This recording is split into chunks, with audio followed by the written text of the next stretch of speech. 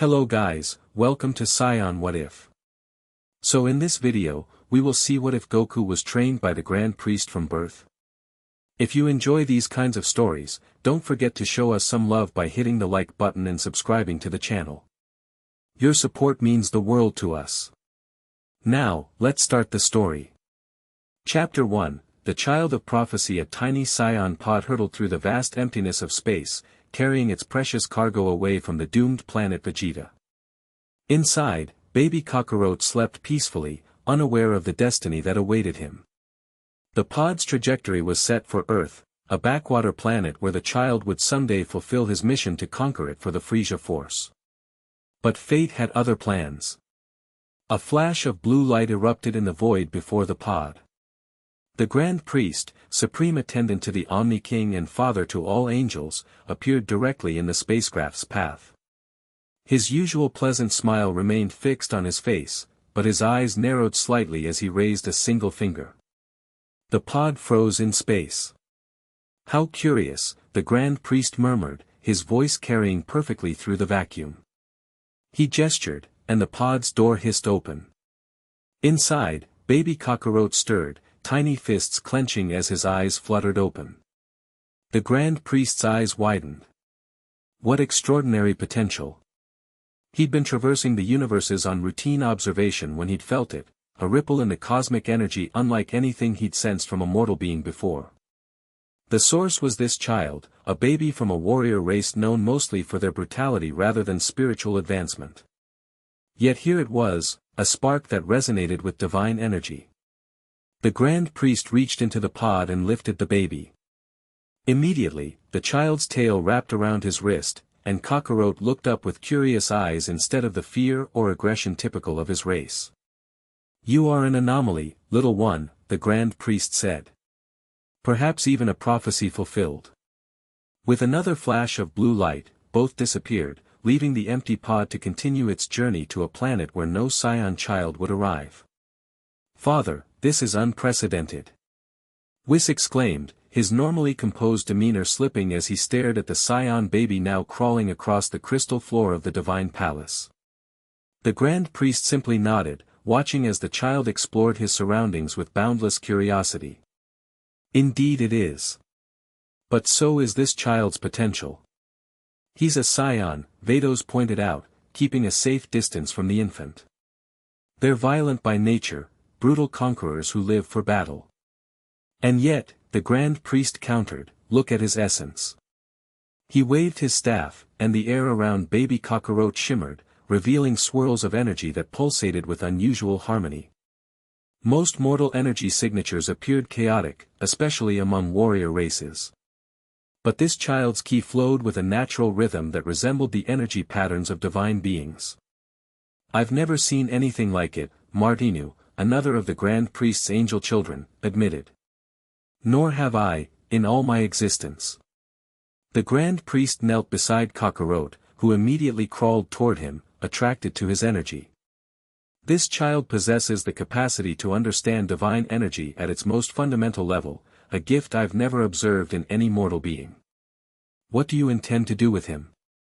Whis asked, though he suspected he already knew the answer. "I will train him," the Grand Priest replied simply. A shocked silence fell over the gathered angels. "Train a mortal? You?" Vados finally said. "Father, you haven't taken a student in millions of years, and never a mortal." The Grand Priest lifted Kakarot, who grabbed at the divine being's white hair with delighted giggles. "The child requires a name more suited to his new path. His Scion name is Kakarot," Whis provided. "No." The Grand Priest shook his head. "That name belongs to a destiny that will never be fulfilled. Here, he will be known as Goku." "Goku?" Martinu repeated. "It means, awareness of emptiness, an appropriate name for one who may someday bridge the understanding between mortal and divine." The Grand Priest placed his palm on the baby's forehead. "From this day forward, you are Goku, student of the divine arts." A soft glow emanated from his hand, and the baby's eyes widened. For a brief moment, they flashed with cosmic awareness far beyond his years before returning to their childlike innocence. The destroyer gods will not approve, Whis cautioned. Nor will the supreme Kais, added Vados. The grand priest smiled. Their approval is not required. News traveled quickly through the divine hierarchy. Within days, the palace received an unexpected visitor. Beerus, god of destruction for Universe 7, arrived unannounced, his tail flicking with irritation. "Where is this mortal I keep hearing about?" he demanded, eyes narrowing as he searched the vast hall. The grand priest appeared before him, calm as ever. "Lord Beerus. What an unexpected pleasure." "Skip the pleasantries," Beerus growled. "I want to see the scion child you've taken in." "Of course." The grand priest gestured, and a door opened across the hall. "Goku, come meet Lord Beerus." A tiny figure toddled through the doorway. Though barely a year old by appearance, Goku already walked with the steady balance of someone much older. His wild scion hair remained, but he wore small robes similar to those of the angels, colored orange instead of their blue. Beerus stared, his ears flattening against his head. "This is what all the fuss is about. A baby monkey?" Goku tilted his head, examining the destroyer with innocent curiosity rather than fear. Then, to everyone's shock, he smiled and walked directly toward Beerus.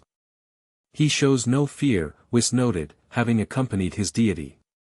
"He doesn't know any better," Beerus scoffed, but there was uncertainty in his voice as the child stopped before him. Goku reached up with tiny hands, his eyes locked on Beerus's ears. "Don't even think about it, brat," Beerus warned. The grand priest made no move to intervene, watching the interaction with interest. Defying the warning, Goku's hands shot up faster than a normal child should move and grabbed Beerus's ears. "Why, you little..." Beerus jerked back, eyes widening not from pain but surprise at the child's speed. Goku giggled, clearly delighted with himself. "Remarkable reflexes for his age," Whis observed with a hint of amusement. Beerus glared at the grand priest. "What exactly do you think you're doing? Mortals don't belong in the realm of gods, especially not scions." "This child is an exception," the grand priest replied. "His potential transcends normal mortal limitations." "So what? You're going to raise him here? Train him in divine techniques?" Beerus's voice rose with each question. "Have you forgotten what happened the last time mortals gained divine power?" The grand priest's expression hardened slightly, a subtle change, but enough to make even Beerus step back. "I have forgotten nothing in all my existence, Lord Beerus," he said quietly. "The child stays. His training has already begun." Beerus's destruction energy flared briefly around his hand as frustration got the better of him. "This goes against the natural order." Before he could finish, tiny Goku stepped between them, his small face suddenly serious. He raised his hands in a perfect imitation of the grand priest's defensive stance. Beerus blinked, then burst into laughter. "You think you can protect your master, little monkey?" "Actually," the grand priest interjected, "he's protecting you." "What?" "He sensed your destructive energy and moved to contain it before it damaged the palace." The grand priest placed a hand on Goku's head. "Stand down, young one. Lord Beerus means no harm." Goku immediately relaxed, beaming up at Beerus as if nothing had happened. The destroyer god stared at the child, speechless for once. "He sensed my energy. As I said, his potential is extraordinary." The grand priest lifted Goku into his arms. "I believe he may represent something important for the future of all realms." Beerus studied the child for a long moment, then turned to Whis. "Keep an eye on this situation. I don't like it." "Of course, my lord," Whis replied with a bow. As they departed, Beerus cast one last glance at the scion child. "Goku, was it? Remember this face, little monkey. We'll meet again when you're worth my time." Years passed differently in the divine realm. While Earth orbited its sun in predictable cycles, time in the realm of gods flowed according to different rules, stretching and compressing based on the activities of divine beings. For young Goku, this meant his childhood advanced at a pace dictated by his training rather than strict chronology. His body and mind developed rapidly under the Grand Priest's tutelage, reaching what appeared to be 6 years of age while barely a fraction of that time passed in the mortal realm. Again, the Grand Priest instructed, standing perfectly still in the center of the training platform. Goku nodded, his face scrunched in concentration. The platform they stood on floated in an empty void, no ground below or sky above, just endless nothingness designed to teach focus amidst disorientation. The young scion closed his eyes, sensing rather than seeing the energy spheres that suddenly materialized around him. With movements too quick for mortal eyes to track, he dodged each sphere as it launched toward him, his body flowing like water between the attacks. "You're still anticipating with your mind," the Grand Priest observed. "True instinct exists beyond thought." "I'm trying," Goku said, narrowly avoiding a sphere that singed the sleeve of his training gi. "Don't try. B."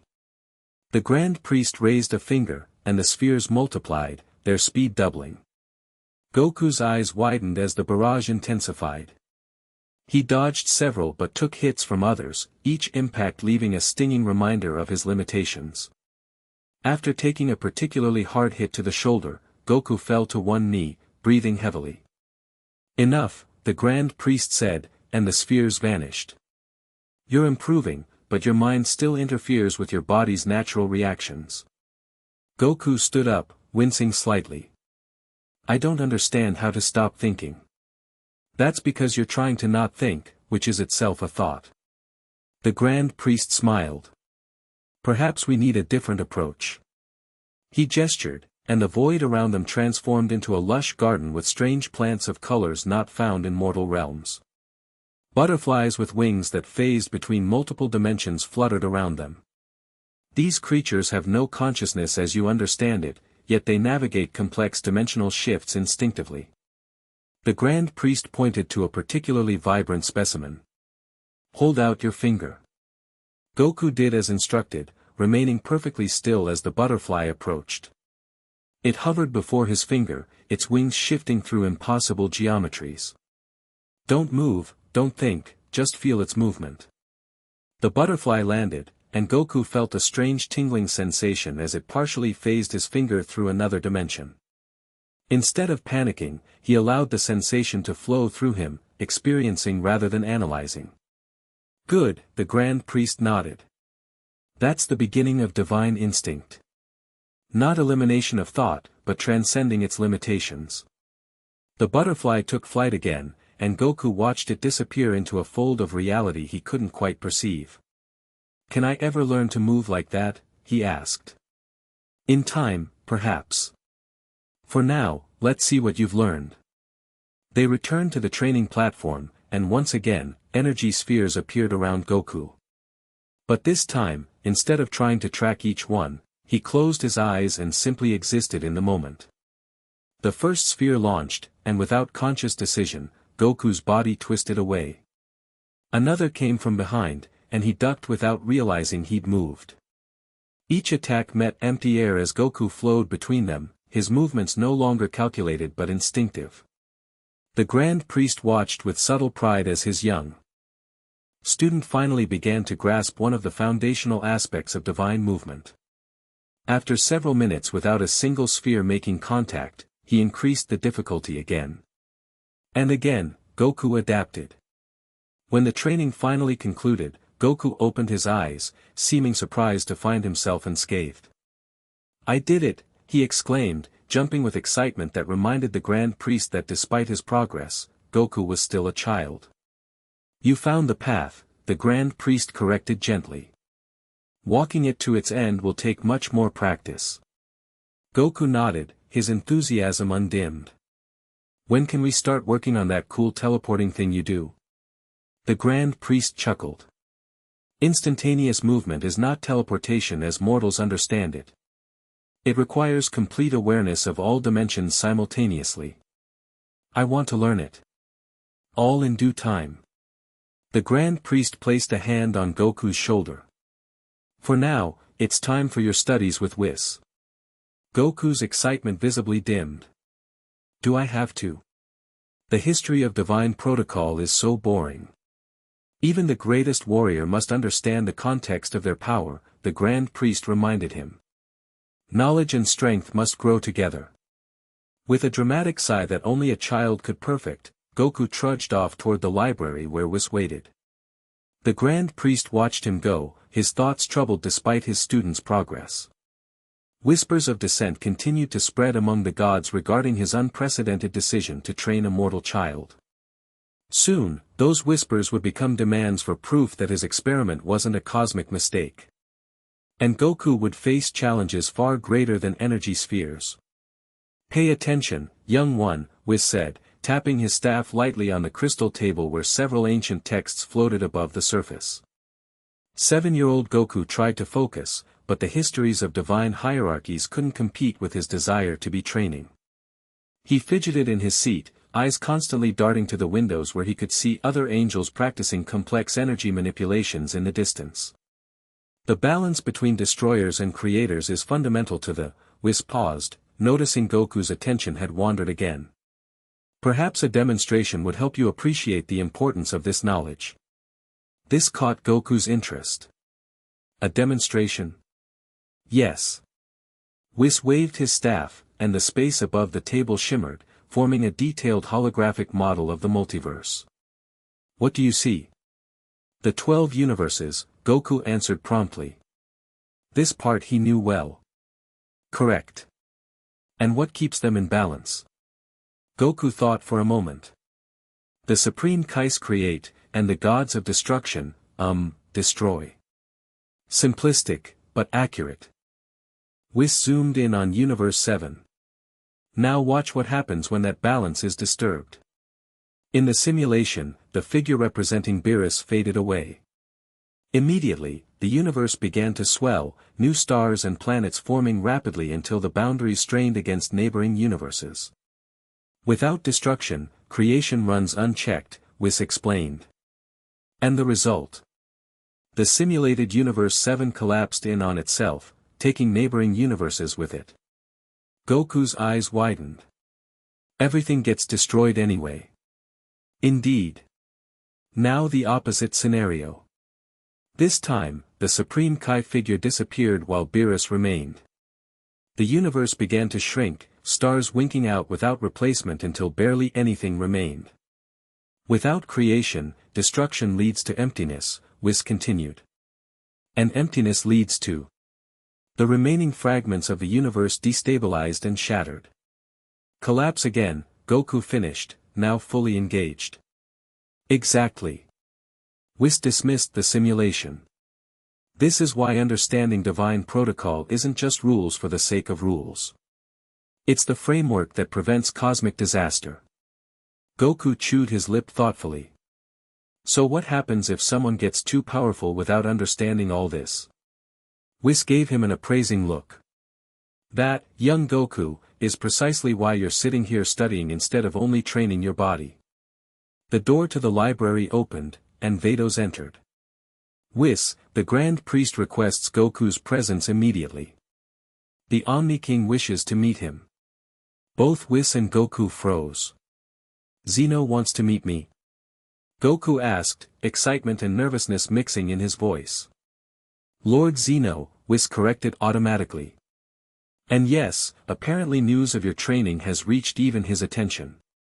Vados fixed Goku with a stern look. Remember everything you've learned about proper protocol. The Omni King may appear childlike, but he can erase existence with a thought. Don't worry, I'll be super polite. Goku promised, jumping up from his seat. Whis and Vados exchanged concerned glances as the young scion rushed to prepare himself. Goku's definition of super polite often diverged significantly from divine expectations. The Omni King's palace dwarfed even the Grand Priest's residence, its impossible architecture extending beyond normal dimensions. Goku walked alongside his master, trying to maintain proper posture as they were escorted by the Omni King's attendants. Remember, the Grand Priest instructed quietly, address him as Lord Zeno, speak only when spoken to, and do not make sudden movements. Goku nodded, unusually subdued by the overwhelming aura of power that permeated the palace. Even with his limited experience, he could sense that this being existed on a level beyond anything he had encountered. The massive doors to the throne room opened, revealing a surprisingly minimalist space dominated by a small, childlike figure floating above a grand seat. Zeno, the Omni King, ruler of all universes, looked up from a cosmic model he had been playing with. Oh! Is that him? The Scion? The Grand Priest bowed deeply, and Goku hastily followed suit. Yes, Lord Zeno. This is Goku, the student I mentioned. Zeno floated down from his throne, approaching them with childlike curiosity. He looks normal. I thought he'd be special looking. His uniqueness lies within, my lord, the Grand Priest explained. Zeno circled Goku, studying him from all angles. He has a tail. That's kind of special. Goku remained perfectly still, though every instinct urged him to turn and follow Zeno's movement. Can he talk? Zeno asked. Yes, Lord Zeno, the Grand Priest replied. Goku, you may greet the Omni King. Goku bowed again. It's an honor to meet you, Lord Zeno. Zeno tilted his head. You're not scared of me? The question caught Goku off guard. He glanced quickly at the Grand Priest, who gave no indication of how to respond. I respect your power, Goku answered carefully, but the Grand Priest taught me that fear clouds perception. For a moment, Zeno simply stared at him. Then, unexpectedly, he giggled. I like him.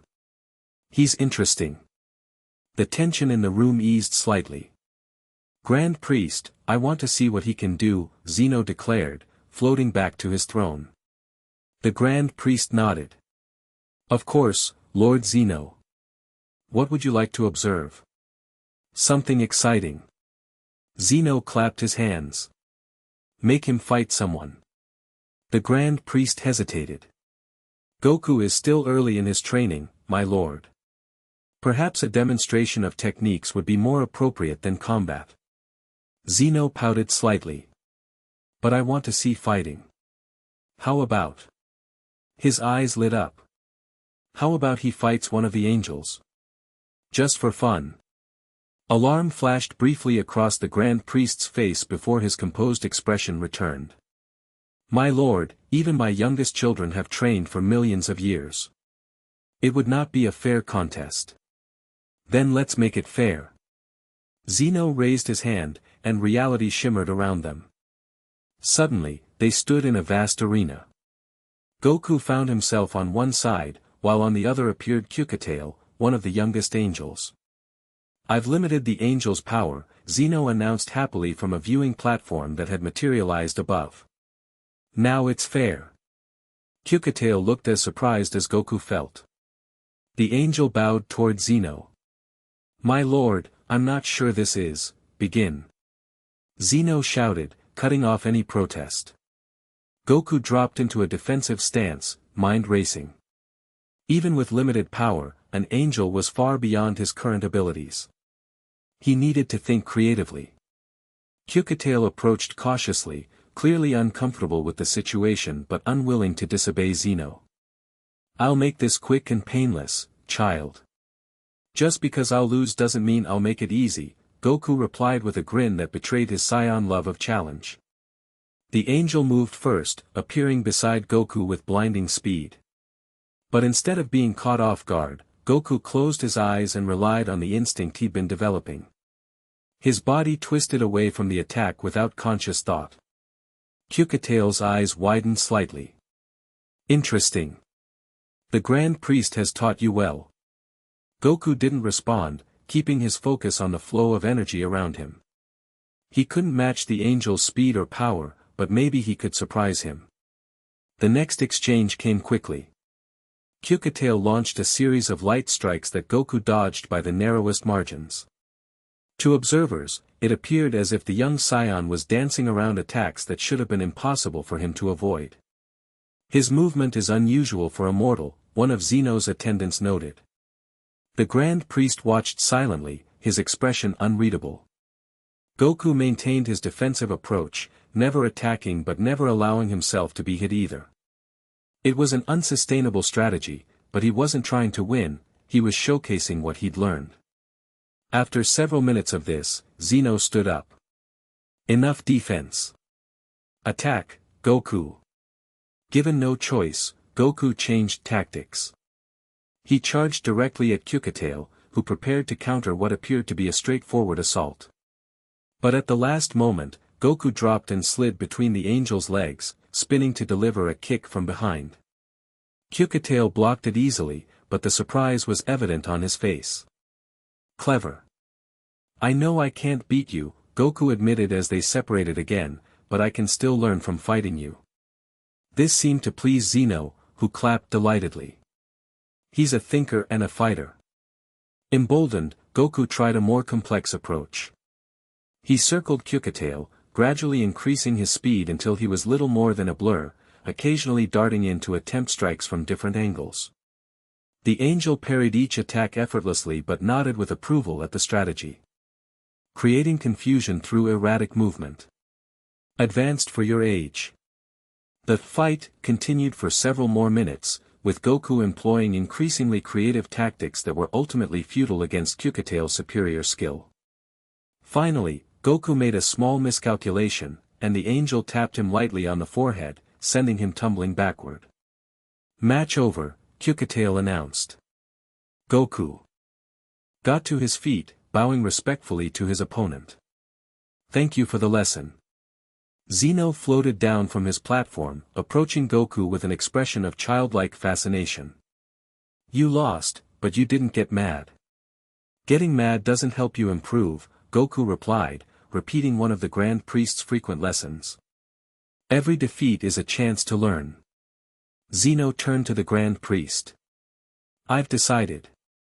I like your experiment. The scion can stay. Relief washed over the Grand Priest's face, though he showed it only through a slight softening of his expression. Thank you, Lord Zeno. But. Zeno raised a finger. I want to see him again when he's stronger. Much stronger.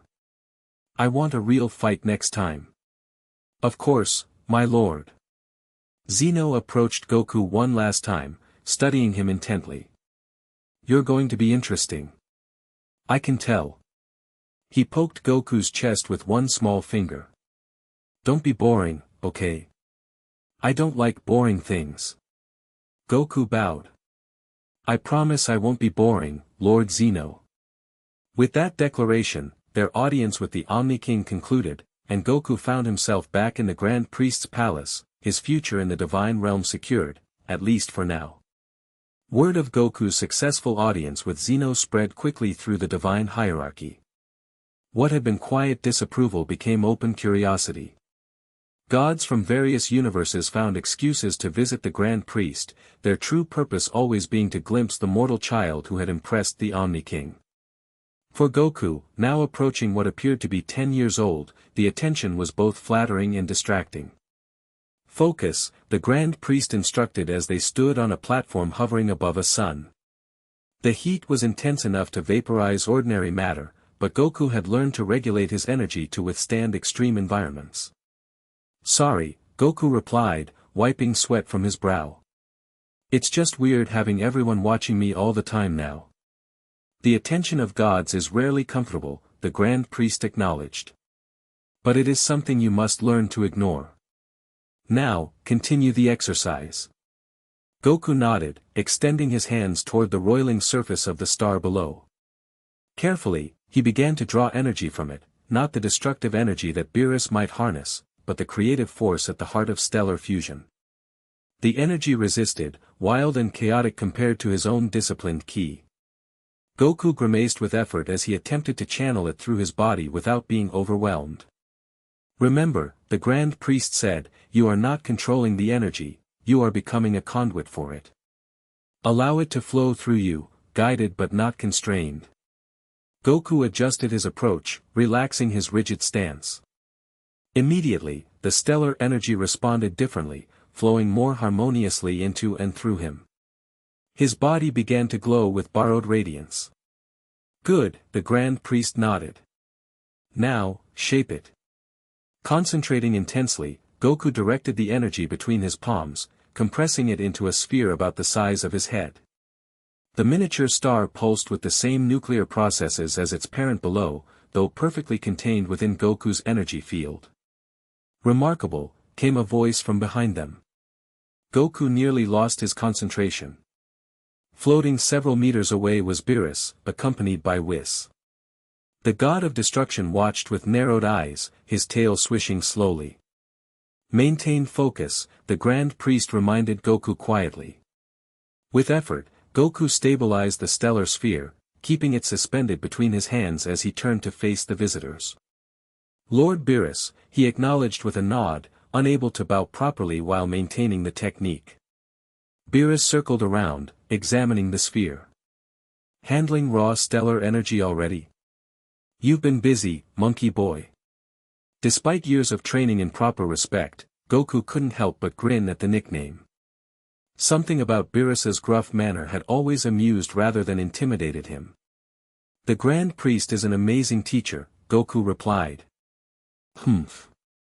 Beerus glanced at the Grand Priest. Teaching a mortal to manipulate cosmic forces. Some might call that irresponsible. Fortunately, those opinions matter little to me, the Grand Priest replied pleasantly. Whis covered a smile with his hand, while Beerus's ears flattened slightly. We've come with news, Whis interjected, changing the subject. The Supreme Kai of Universe 7 has formally requested to meet young Goku. The Grand Priest raised an eyebrow. Has he indeed? And what prompted this sudden interest? Rumors of the boy's progress, Beerus answered, still watching the stellar sphere with suspicious eyes. The Kais are concerned about the balance of divine knowledge. Let me guess, the Grand Priest said, they're worried I'm creating some kind of divine warrior outside the established order. Something like that. Beerus shrugged. Personally, I think they're overreacting. The boy's got potential, but he's still just a mortal playing with powers he barely understands. Goku frowned at this assessment but kept his focus on maintaining the technique. Nevertheless, Whis continued, they've invoked the covenant of observation. You cannot refuse without creating a significant diplomatic incident. The Grand Priest sighed. Very well. Tell Supreme Kai we will receive him 3 days hence. He turned to Goku. You may release the energy now. Return it to its source. Goku nodded, carefully guiding the stellar sphere downward until it merged back with the sun's surface. As soon as the technique concluded, he slumped slightly, exhaustion evident in his posture. Still drains you, I see, Beerus noted. A true god wouldn't feel fatigue from such a basic exercise. He's progressing faster than any student I've ever trained, the Grand Priest replied, a rare note of defensiveness in his voice. Beerus grinned, revealing sharp teeth. Touched a nerve, have I? Interesting. Is it true the Supreme Kais don't like me? Goku asked suddenly, looking between the adults. An uncomfortable silence followed. It's not that they don't like you personally, Whis finally explained. They're concerned about precedent. If a mortal can learn divine techniques, what does that mean for the separation between realms? But I'm not just any mortal, Goku protested. The Grand Priest said I'm special. Every teacher thinks their student is special, Beerus scoffed. Doesn't make it true. The Grand Priest placed a hand on Goku's shoulder. Lord Beerus is simply being provocative, as is his nature. But there is some truth to the concern. Your existence challenges assumptions that have stood for millions of years. Goku absorbed this, his young face serious. So I have to prove I'm worthy. No, the Grand Priest corrected gently. You have to become worthy, whether anyone acknowledges it or not. True worthiness isn't about others' recognition, it's about responsibility. Beerus rolled his eyes. Very inspirational. Come, Whis, we've delivered our message. As they turned to leave, Beerus paused, looking back at Goku. By the way, monkey boy, that stellar manipulation technique? Not bad, for a beginner. Coming from Beerus, it was practically high praise. Goku beamed. Thanks. Maybe someday you'll let me try some destruction techniques. Beerus barked a laugh. When Zeno takes up gardening. Then they were gone in a flash of light.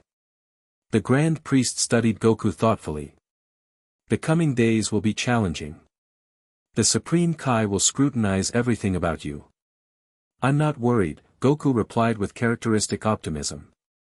Perhaps you should be, just a little, the Grand Priest suggested. Healthy concern often leads to better preparation. Goku's tail swished thoughtfully behind him. Then I should prepare by mastering that new technique you mentioned last week, right? The one about energy projection across dimensions? The Grand Priest smiled.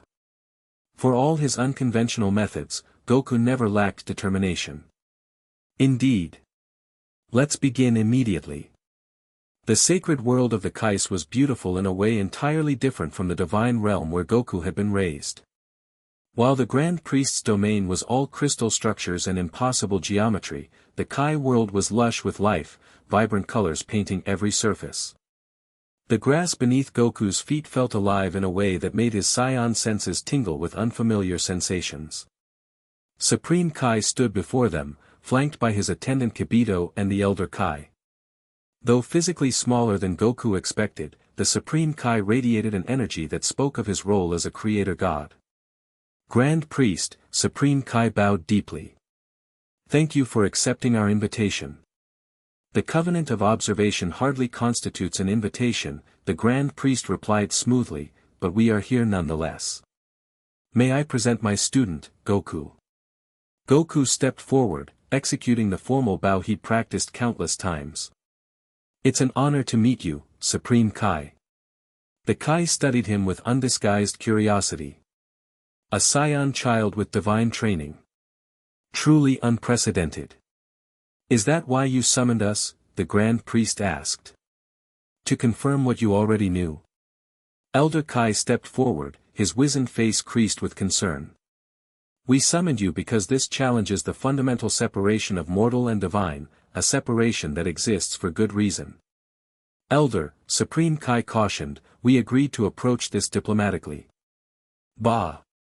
Elder Kai waved dismissively. We've maintained the boundaries between realms since the beginning. Mortals live, die, and reincarnate. Gods create, maintain, and destroy.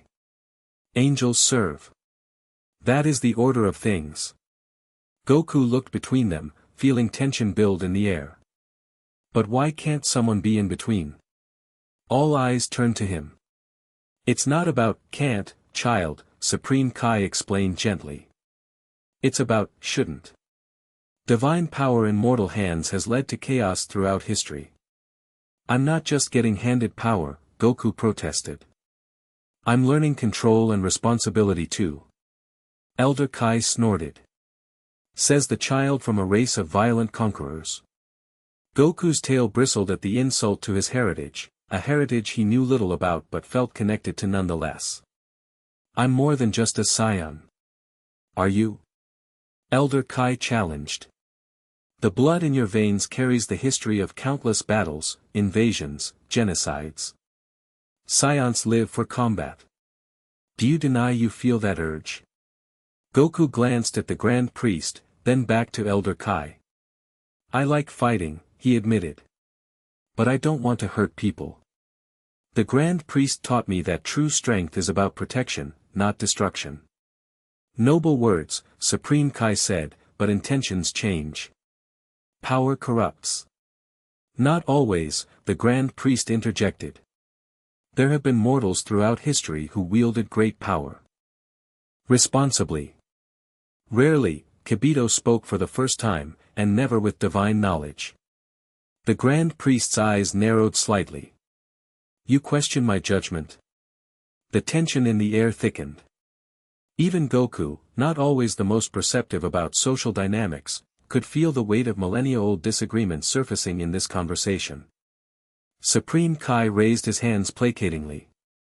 No one questions your wisdom, Grand Priest. We seek understanding. What do you envision for this child's future? I envision possibility, the Grand Priest replied. A bridge between realms that has never existed before. A dangerous bridge, Elder Kai muttered. Perhaps. The Grand Priest looked down at Goku. Or perhaps the beginning of a new understanding between mortal and divine. Supreme Kai studied Goku thoughtfully. The child has potential, that much is evident. But potential for what remains to be seen. He straightened, coming to a decision. We propose a trial. A trial? Goku asked, perking up at what sounded like a challenge. Yes. Supreme Kai gestured, and a portal opened beside them, revealing a swirling void of emptiness. The realm of void, a place between dimensions where neither mortal nor divine energies flow naturally. If the boy can navigate it and return, we will acknowledge his unique position. The Grand Priest's expression remained neutral. The realm of void is dangerous even for gods. You propose to send a child there. A child you claim transcends ordinary limitations, Elder Kai pointed out. If he truly bridges realms as you suggest, the void should pose no insurmountable challenge. Goku stepped forward, eyes fixed on the portal. I'll do it. Goku, the Grand Priest cautioned, the void is unlike anything you've experienced. Without energy to draw upon, you will be limited to what you carry within yourself. I know, Goku replied, his young face set with determination. But they won't believe in me unless I prove myself. The Grand Priest studied him for a long moment, then nodded slowly. Very well. But you will take this. He removed a small crystal pendant from his robes and placed it around Goku's neck. If you find yourself truly in danger, break this. It will return you immediately, though doing so will constitute failure of the trial. Goku touched the crystal, then looked up at his master. I won't fail. Supreme Kai approached, placing a hand on Goku's shoulder. The trial is simple in concept but difficult in execution. You must reach the center of the void, where you will find a single point of light. Touch it, and a path home will appear. That's it? Goku asked, suspicious of the seemingly straightforward task. The void itself is the challenge, Supreme Kai explained. It distorts perception, drains energy, and confuses direction. Many gods have become lost there forever. Comforting, the Grand Priest commented dryly. Goku took a deep breath, centering himself as he'd been taught. I'm ready. Supreme Kai stepped back, and the portal widened. Then begin. Without hesitation, Goku stepped into the swirling nothingness, the portal closing behind him with a sound like reality itself sighing. Elder Kai turned to the Grand Priest. You've grown attached to the boy. He is my student, the Grand Priest replied simply. More than that, I think. Elder Kai narrowed his eyes. You see something in him that reminds you of yourself, perhaps. Before you became what you are now. The Grand Priest's expression revealed nothing. We shall see if your trial proves anything beyond your own prejudices, Elder. Supreme Kai looked between them nervously. Now we wait. The realm of void lived up to its name. As Goku stepped through the portal, all sensation seemed to vanish. No light, no sound, no feeling of ground beneath his feet or air against his skin. It was as if he had ceased to exist. Panic fluttered in his chest before training took over. He closed his eyes, not that it made any difference in the absolute darkness, and focused inward, finding the core of energy that was uniquely his. I exist, he whispered, though no sound traveled in the void. I am here. Gradually, he became aware of his own body again, a process of remembering rather than sensing. The void hadn't removed his physical form, it had simply disconnected him from the normal ways of perceiving it. Goku extended his awareness outward, searching for any indication of direction. There was nothing, no energy signatures, no gravitational pull, no reference points of any kind. Center of the void, he thought. How do you find the center of nothingness? The Grand Priest's lessons echoed in his mind: when external guidance fails, trust your instinct. Instinct. The word resonated differently here. In this place between dimensions, perhaps instinct was more reliable than conscious thought. Goku relaxed, allowing his mind to quiet. He didn't try to decide on a direction, instead, he simply began to move, allowing his body to choose its own path. Time lost all meaning as he traveled through the emptiness. It could have been minutes or days, there was no way to tell. Occasionally, he thought he glimpsed shapes in the darkness, faces, creatures, landscapes, but they vanished when he tried to focus on them. Illusions, he told himself. The void playing tricks. His energy reserves began to deplete. Without external sources to draw upon, each movement cost him precious ki. The crystal pendant around his neck felt heavier with each passing moment, a constant reminder of the escape route he was determined not to use. Just as exhaustion began to overtake him, Goku noticed something, a sensation so subtle he almost missed it. A pull, faint but distinct, coming from what he arbitrarily considered below. Not gravity exactly, but something similar. He followed it, allowing himself to fall toward the sensation.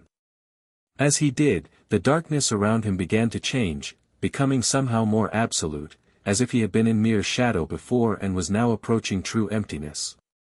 The center, he realized. The absence at the heart of everything. The pull grew stronger, and Goku found himself accelerating, hurtling toward a destination he couldn't see. Fear mingled with exhilaration as he surrendered to the journey. Then, suddenly, he stopped. Before him floated a pinprick of light, no larger than a grain of sand but brilliantly visible against the perfect darkness. It pulsed with a rhythm that matched his heartbeat. The light at the center of the void, Goku whispered in awe. He reached for it, but as his fingers approached, the light retreated slightly. Goku frowned, moving forward more carefully. Again, the light maintained its distance. A test within the test, he realized. The Supreme Kai had said to touch the light, but hadn't mentioned it might avoid him. Goku considered his options, his energy now dangerously low. He could chase the light, potentially exhausting himself completely, or he could try a different approach. The Grand Priest's voice seemed to whisper in his mind, sometimes pursuit creates distance. To catch that which flees, become still. Goku stopped moving, allowing himself to float motionless in the void. He closed his eyes and focused on the rhythm he had felt from the light, syncing his breathing and heartbeat to match it perfectly. Time passed, how much, he couldn't say, but when he opened his eyes again, the light had drawn closer. Encouraged, Goku maintained his stillness, keeping his energy calm and steady. Slowly, almost hesitantly, the light approached. When it was just inches from his face, Goku carefully, deliberately extended one finger. The moment contact was made, everything changed. Light exploded around him, not blinding but illuminating, revealing the true nature of the void. It wasn't empty at all, but filled with invisible structures, the framework of reality itself, the scaffolding upon which all dimensions hung. For one breathtaking moment, Goku understood the universe in ways few mortals ever could. He saw the connections between realms, the flow of energy across dimensions, the dance of creation and destruction that maintained existence. Then, as promised, a path appeared, a bridge of solid light leading away from the center. Without hesitation, Goku stepped onto it, his energy renewed by the brief communion with the light. The journey back seemed shorter, the path direct and unwavering.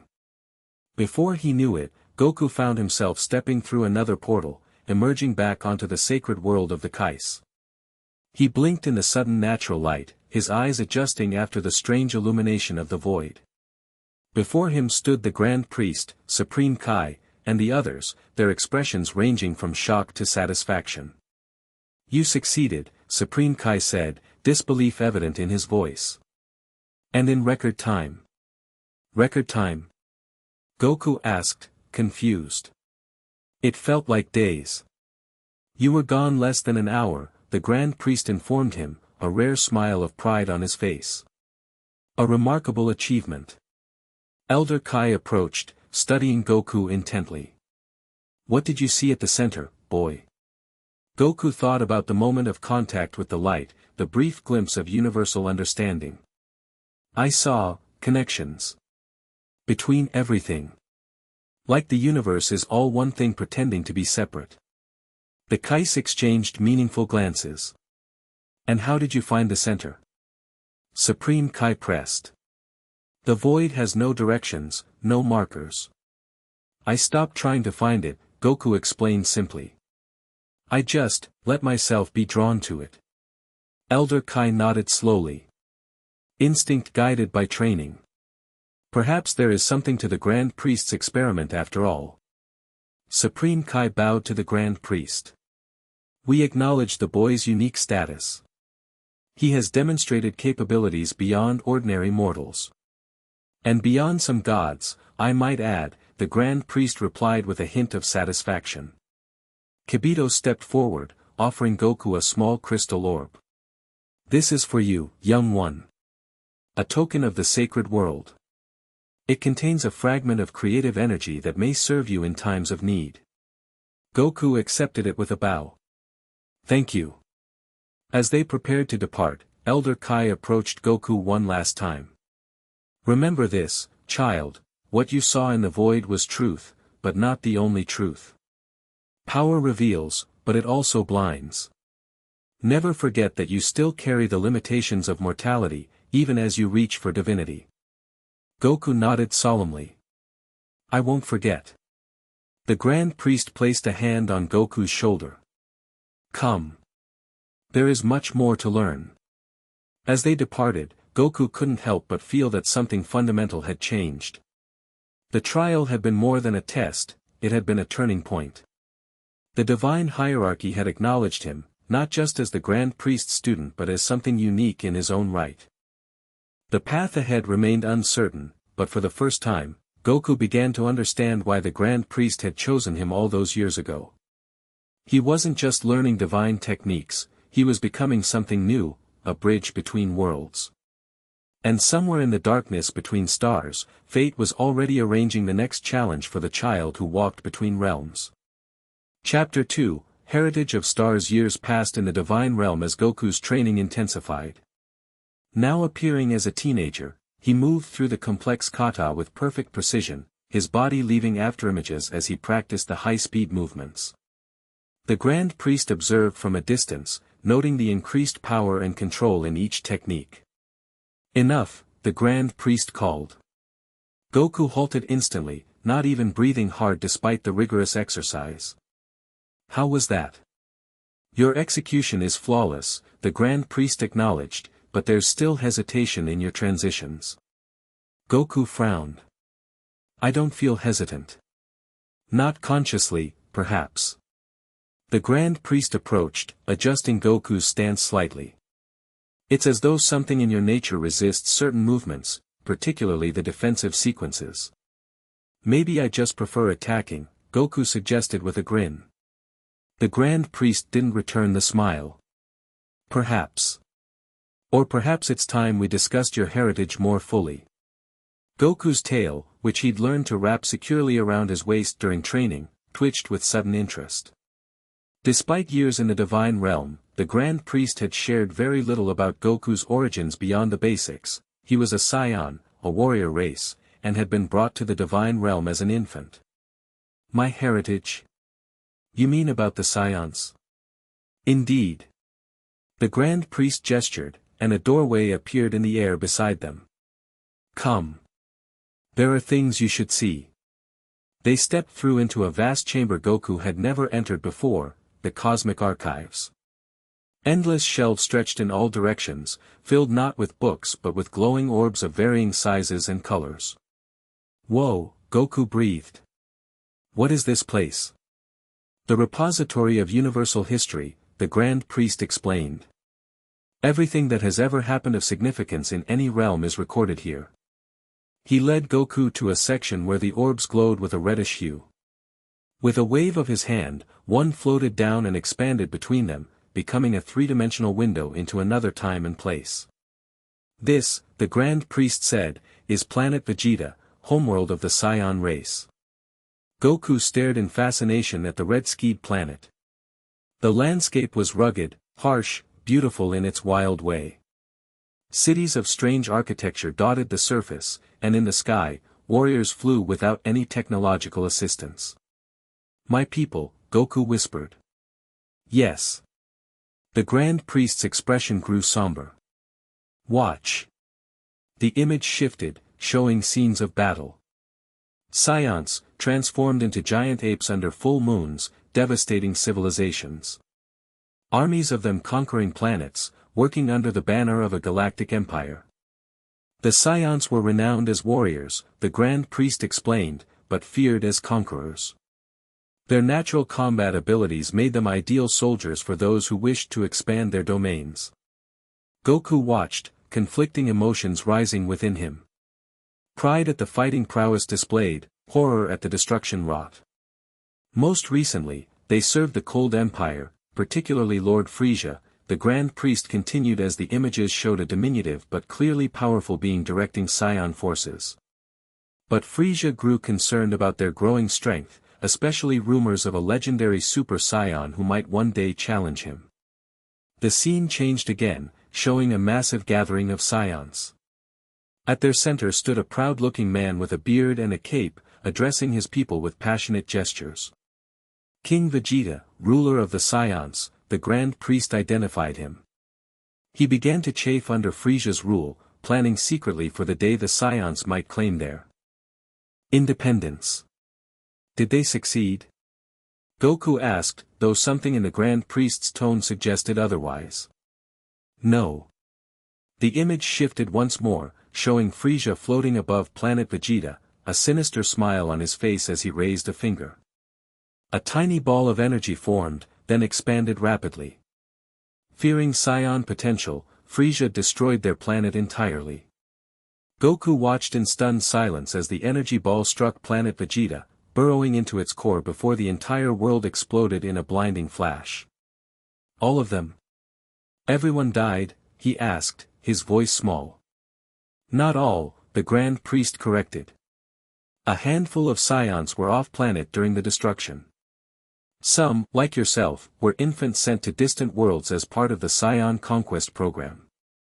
The image changed again, showing a Saiyan warrior who looked strikingly like Goku. Bardock, your father, the Grand Priest said gently. A respected mid-class warrior who perished trying to warn planet Vegeta of Frieza's plan. Goku stared at the man, his father, seeing his own features reflected in the fierce warrior's face. He tried to save them. Yes. In his final moments, he showed remarkable courage. The Grand Priest dismissed the image with a wave. You were sent to Earth in a Saiyan pod, meant to eventually conquer the planet. That was where I intercepted you. Goku stood in silence, processing everything he'd learned. The destruction of his homeworld, the genocide of his people, his intended purpose as a conqueror, it was overwhelming. Why tell me this now? He finally asked. Because your Saiyan heritage is asserting itself more strongly as you mature, the Grand Priest explained. The resistance I noted in your training, it's your Saiyan nature pushing against divine discipline. Saiyans are instinctive fighters who grow stronger through conflict. My teachings emphasize control and harmony. So I'm fighting against myself? Goku frowned. In a manner of speaking. The Grand Priest placed a hand on Goku's shoulder. But it need not be a conflict. Both aspects can strengthen you if integrated properly. Goku looked down at his hands, flexing them thoughtfully. Does this change anything? That depends on you, the Grand Priest replied. Knowledge of one's origins can be either a burden or a foundation. Goku thought for a moment, then looked up with determined eyes. I want to see it. See what? Earth. Where I was supposed to go. And he hesitated briefly. I want to know if there are other scions left. The Grand Priest studied him, clearly weighing the request. Such a journey would not be without risk. Your existence has been kept somewhat secret from the mortal realm. Revealing yourself could draw unwanted attention. From Frisia? Among others. Goku's tail unwrapped from his waist, swishing with agitation. I need to know. All these years, I've been learning to be something more than mortal. Maybe I should understand what it means to be mortal first. The Grand Priest was silent for a long moment. Then, unexpectedly, he smiled. I had wondered when this day would come. A wise student seeks understanding from all sources, not just his master's teachings. Then you'll let me go? I will accompany you, the Grand Priest clarified. Earth first, as it was your intended destination. As for other scions, there are rumors of survivors working directly for Frisia. Finding them would be considerably more dangerous. Goku nodded, excitement building despite the somber revelations. When do we leave? We should prepare you first. The Grand Priest led him out of the archives. Earth's culture will seem primitive compared to what you're accustomed to. And you'll need to suppress your divine energy to avoid disrupting the mortal realm. I can handle it, Goku insisted. The Grand Priest's expression grew serious. Remember, Goku, Earth is not like the divine realm. The consequences of your actions there will affect beings who cannot simply repair reality as we can. Exercise restraint. I will, Goku promised. So, tomorrow? The Grand Priest sighed, a rare display of resignation. Very well. Tomorrow we visit Earth. Earth's blue atmosphere shimmered around them as the Grand Priest and Goku materialized high above the planet. Goku's eyes widened at the sight, oceans and continents spread below like a living painting, clouds swirling in complex patterns across the surface. It's beautiful, he breathed. Indeed, the Grand Priest agreed. Earth is among the more aesthetically pleasing mortal worlds. Goku took a deep breath, sampling the planet's air. It felt heavier than the divine realm's atmosphere, full of scents and particles that made his scion senses tingle with new information. Where would I have landed? If you hadn't found me? The Grand Priest gestured to a mountainous region. Your pod was programmed for that area, remote enough for a young scion to develop without immediate detection, yet with sufficient resources to sustain you. They descended, moving through the clouds at a speed that would have been invisible to mortal eyes. As they approached the surface, Goku marveled at the wild forests and cascading waterfalls of the mountain range. This would have been my home, he murmured. A rather peaceful one, ironically, for a child sent to conquer, the Grand Priest noted. Perhaps that's why the scion seeding program often succeeded. Young scions would develop an attachment to their assigned worlds before fully understanding their mission. They landed beside a crystal-clear lake. Immediately, Goku dropped to his knees and plunged his hands into the water, laughing at the cool sensation. It feels different from the water in the divine realm, he explained at the Grand Priest's questioning look. More real, somehow. Divine elements are perfected forms, the Grand Priest explained. Mortal elements contain imperfections that give them character. Goku stood, taking in his surroundings with all his senses. The scent of pine trees, the sound of birds, the feel of dirt beneath his feet, all of it awakened something primal within him, a connection he hadn't realized was missing. I want to explore, he declared. The Grand Priest nodded. I expected as much. Go ahead, but remember to suppress your energy as I taught you. And Goku, I know. No showing off divine techniques. Precisely. I'll observe from a distance. Goku grinned, then took off running through the forest. He could have flown, but something urged him to feel the ground, to connect physically with this world that should have been his home. His scion agility allowed him to leap over fallen trees and scale cliffs with ease, reveling in the sensation of natural movement. After several minutes of exhilarated exploration, a new sound caught his attention, the rumble of engines. Curious, he changed direction, heading toward the source. He emerged from the forest to find a dirt road winding through the mountains. Approaching fast was some kind of vehicle, a motorcycle, he recognized from the Grand Priest's lessons on mortal technology. Its rider wore a bright red jacket and had blue hair. Goku stepped closer to the road for a better look, forgetting momentarily that he might be visible. The motorcycle's rider spotted him and swerved in surprise, the vehicle skidding wildly before tipping over. The blue-haired rider went flying, headed straight for a rocky embankment. Without thinking, Goku moved. In a blur of speed, he caught the person in mid-air and landed gently on the road, setting them carefully on their feet. "Are you okay?" he asked. The rider, a young woman, he now saw, pulled off her helmet, revealing stunned blue eyes and a pretty face. "How did you?" she started, then shook her head in disbelief. "You moved so fast. That was impossible." Goku rubbed the back of his head sheepishly. "Sorry, I didn't mean to scare you. I just didn't want you to get hurt." The woman looked him up and down, taking in his unusual appearance.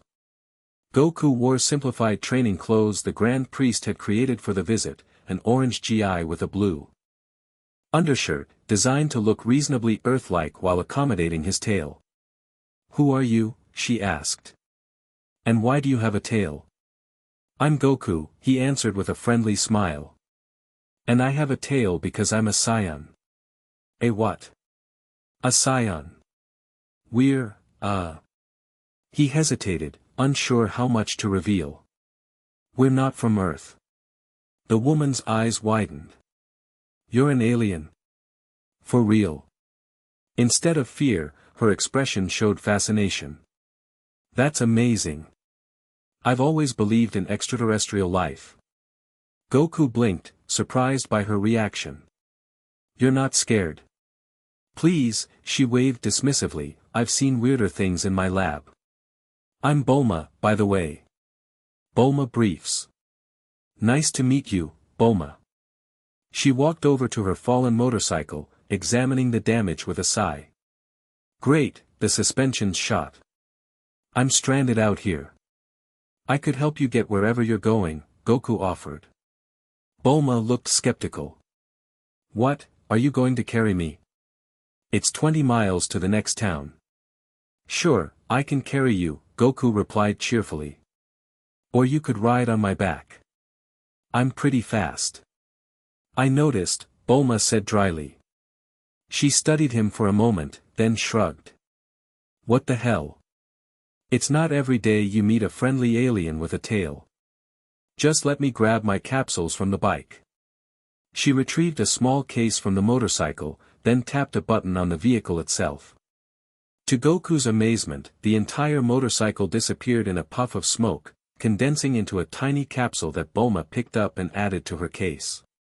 "That's incredible," he exclaimed. "You made the mass collapse into a quantum pocket dimension." Bulma stared at him. "Okay, you're definitely not an average alien. How do you know about quantum physics?" Goku realized his mistake.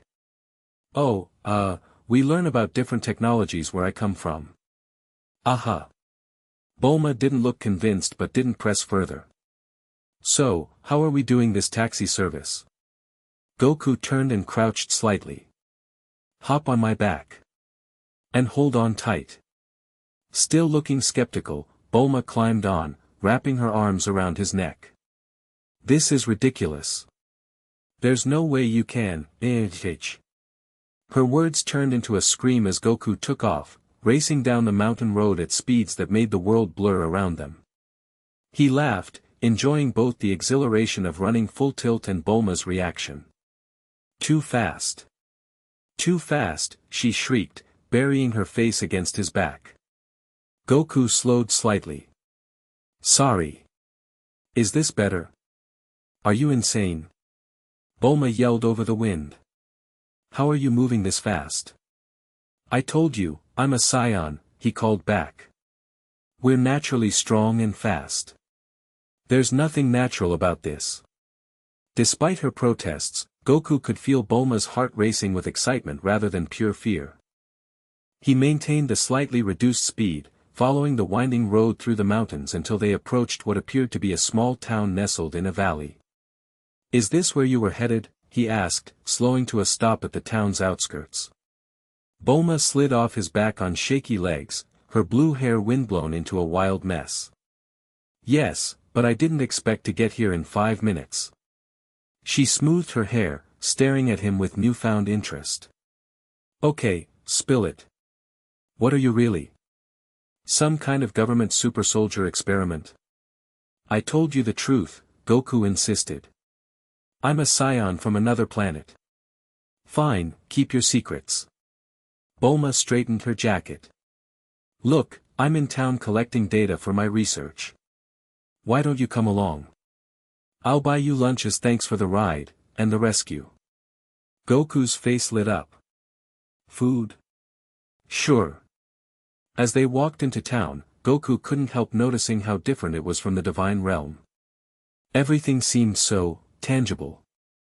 Buildings made of actual materials rather than manifested energy, people going about their business without the perfect coordination of divine beings, smells of cooking food and engine exhaust and 100 other things his sensitive nose couldn't even identify. He loved it immediately. "So where are you staying?" Bulma asked as they entered a small diner. Nowhere yet. I just arrived today," Goku replied truthfully. Bulma raised an eyebrow. "Just landed your spaceship, huh?" "Something like that." A waitress led them to a booth, and Goku stared in fascination at the laminated menu. The Grand Priest had taught him about mortal cuisines, but seeing the colorful pictures of burgers, fries, and milkshakes made his mouth water in a way theoretical knowledge never could. "Order whatever you want," Bulma offered. "My family's loaded." Goku took her at her word and ordered one of everything that looked interesting, which turned out to be most of the menu. As they waited for the food, Bulma leaned forward. "So, Goku the Scion, what brings you to our little backwater planet?" "Intergalactic tourism." Goku considered how to answer. The Grand Priest had cautioned against revealing too much about the divine realm, but he hadn't forbidden Goku from discussing his Scion heritage. "Actually, I was supposed to be sent here as a baby," he explained. "But I ended up somewhere else instead. I came to see what I missed." "Sent here? What, were you some kind of refugee?" Goku shifted uncomfortably. "Not exactly. Scions used to send babies to other planets to what?" Bulma pressed. "To eventually take them over," he admitted. Bulma blinked, then burst out laughing. "You? A baby conqueror? That's the most ridiculous thing I've ever heard." "It's true," Goku protested. "Scions were a warrior race. We worked for this guy named Frisia who sent us to conquer planets for him." "Were?" Bulma caught the past tense. Goku's expression sobered. "My planet was destroyed. Most scions died." Bulma's laughter faded. "Oh. I'm sorry, I didn't realize." "It's okay. It happened when I was a baby. I never knew my homeworld." Their conversation was interrupted by the arrival of food, plates and plates of it, requiring 3 waitresses to deliver it all. Bulma's eyes widened as Goku immediately dug in, eating with enthusiasm that bordered on frenzy. "Wow," she commented as he demolished a stack of pancakes in seconds. "You weren't kidding about being alien. No human could eat like that." "Scions have fast metabolisms," Goku explained between bites. "We burn a lot of energy." "Clearly." Bulma sipped her coffee, studying him with scientific curiosity. "So who raised you? If you weren't on Earth or your home planet?" Goku hesitated. "Someone who saw potential in me.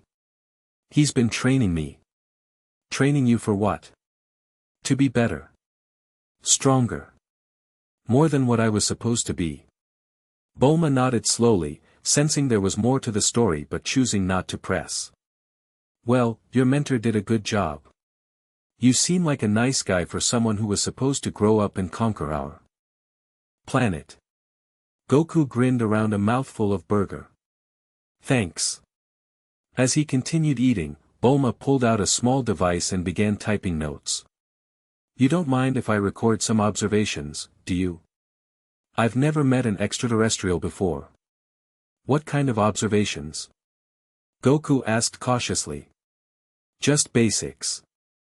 Physical differences from humans, energy output, I have sensors that can detect unusual energy signatures, that kind of thing. Goku remembered the Grand Priest's warning about suppressing his divine energy. I'd rather you didn't record anything about my energy. Bulma looked up, intrigued. Why not? Is it dangerous? It could be, complicated. Complicated is my specialty. Bulma set down her device. Look, I'm a scientist, the head of research and development at Capsule Corporation, actually. If there's something special about your energy, I could help you understand it better. Goku smiled at her enthusiasm. I appreciate that, but my teacher understands it pretty well already. Fine, keep your alien secrets, Bulma huffed, but her eyes sparkled with good humor. So what's next on your Earth tourism itinerary? I don't really have one, Goku admitted. I just wanted to see the place, get a feel for it. Well, you can't just wander around the wilderness, Bulma declared. Tell you what, I've got a research facility in West City. Why don't you come check it out? I can show you what human technology is capable of. That sounds fun, Goku agreed, finishing the last plate and patting his stomach with satisfaction. My teacher, might be looking for me soon, though. The Grand what? Bulma caught his slip. Just my teacher, Goku said quickly. He has a formal title where we come from. Bulma shrugged. Bring him along. I'd love to meet another alien. As if summoned by the conversation, Goku sensed the subtle shift in the air that preceded the Grand Priest's appearance.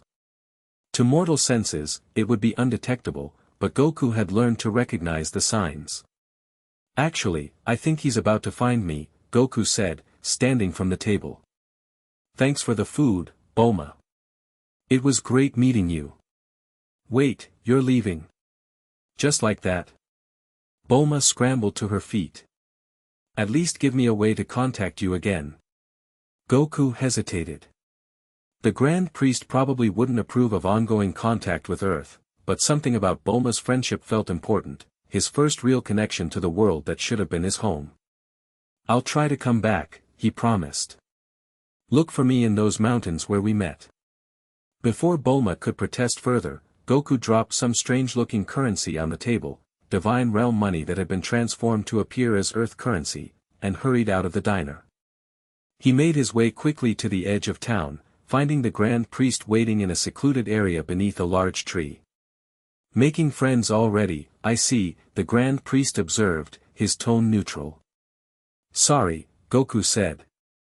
I had to help when her vehicle crashed, and then one thing led to another. No need to apologize. Interaction with mortals was part of the purpose of this visit. The Grand Priest studied him. What did you think of Earth? Goku looked back toward the town, a mix of emotions playing across his face. It's so alive. Different from the divine realm. Less perfect but more real, if that makes sense. It does. Perfection can be sterile without the contrast of imperfection. The Grand Priest nodded thoughtfully. Did you learn what you wanted about your intended home? Some of it, Goku replied. But there's still so much to see. Another time, perhaps. We have other matters to attend to if you wish to learn more about your Saiyan heritage. Goku's attention snapped back to the Grand Priest. You mean finding other Saiyans? Indeed. There are rumors of at least 2 surviving pure-blooded Saiyans in Frisia's service. Locating them will be considerably more dangerous than this visit to Earth. I want to go, Goku said immediately. I need to understand all parts of who I am. The Grand Priest nodded. As I expected. Very well, but this will require preparation and caution. Frisia is among the most powerful beings in the mortal realm, and he has a particular hatred for scions. When do we leave? Not immediately. First, we return to the divine realm for specialized training.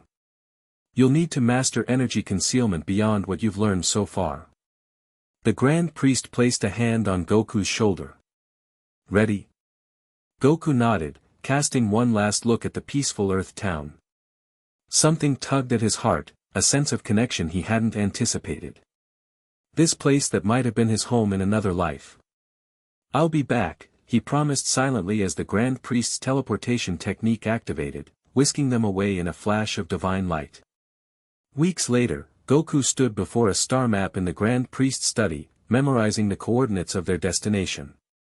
Frisia Planet 79, the Grand Priest explained, highlighting a small world near the center of a vast empire. A significant base of operations for Frisia's forces. Intelligence suggests the surviving scions report there between assignments. Will Frisia himself be there? Goku asked, both apprehensive and curious about the tyrant who had destroyed his homeworld. Unlikely. He typically remains on his personal flagship. The Grand Priest manipulated the star map, zooming in on the planet. Our approach must be subtle. I will transport us to the outskirts of the main settlement, and from there, you will need to rely on your energy suppression techniques to avoid detection. Goku nodded, his expression serious. After intense training, he had mastered the ability to completely mask his divine energy signature, making him appear as nothing more than a moderately powerful mortal. What about you? He asked. Won't your divine energy be noticeable? I will not be accompanying you beyond the initial arrival, the Grand Priest replied. My presence would immediately alert any sensitive beings to something unusual. This part of your journey, you must undertake alone. Goku's eyes widened. Alone? But what if something goes wrong? You will have this. The Grand Priest handed him a small crystal similar to the one he'd worn during the Void trial.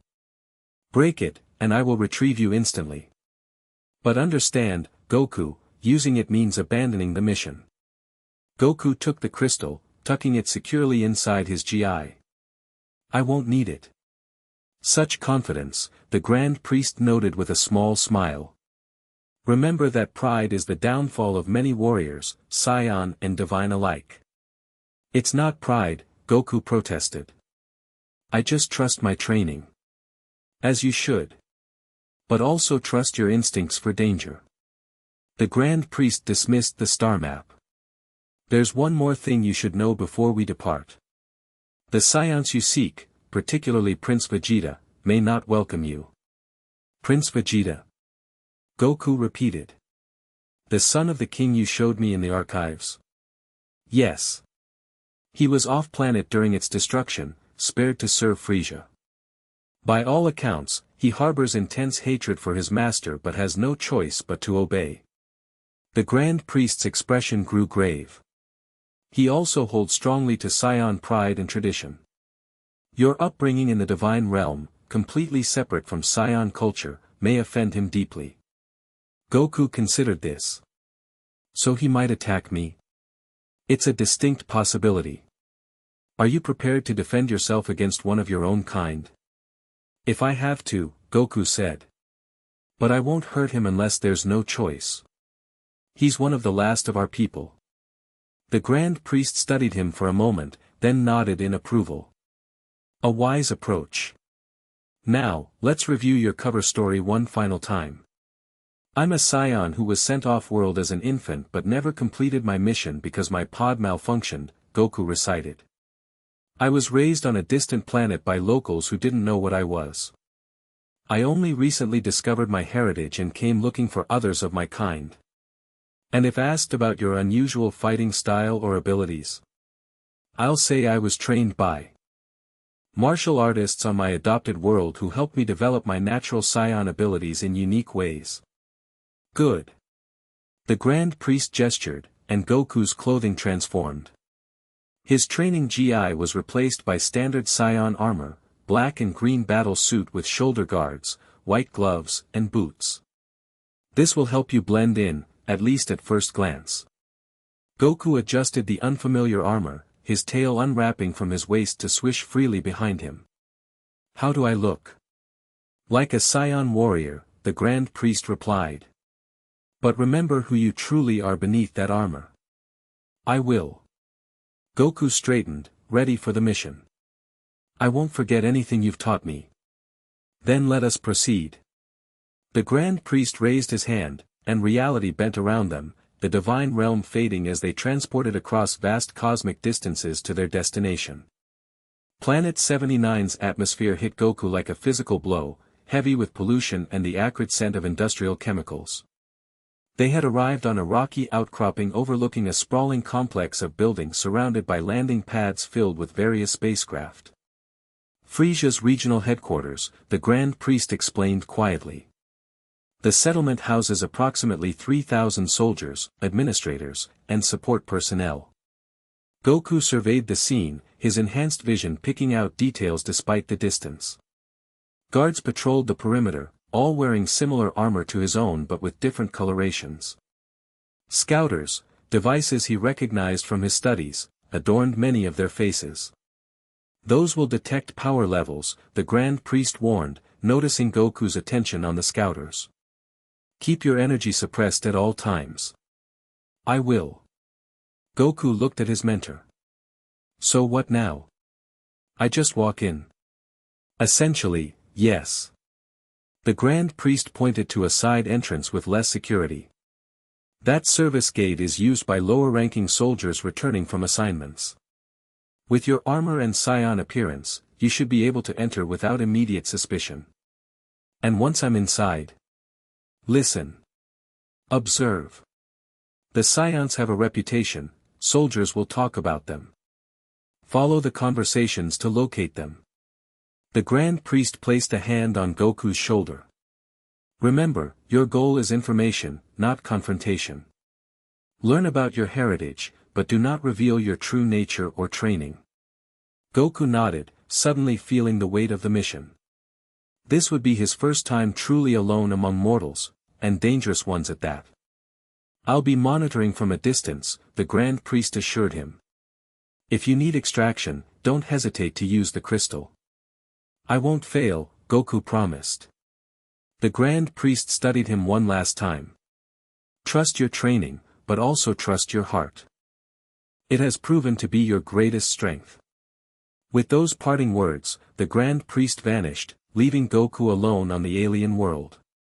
Taking a deep breath, Goku began making his way down toward the compound, careful to move at a speed that wouldn't attract attention. As he approached the service gate, he observed the guards' behavior, noting how they interacted with returning soldiers. Most exchanges were brief and perfunctory, a glance at identification, sometimes a check on a datapad, and a curt nod to pass through.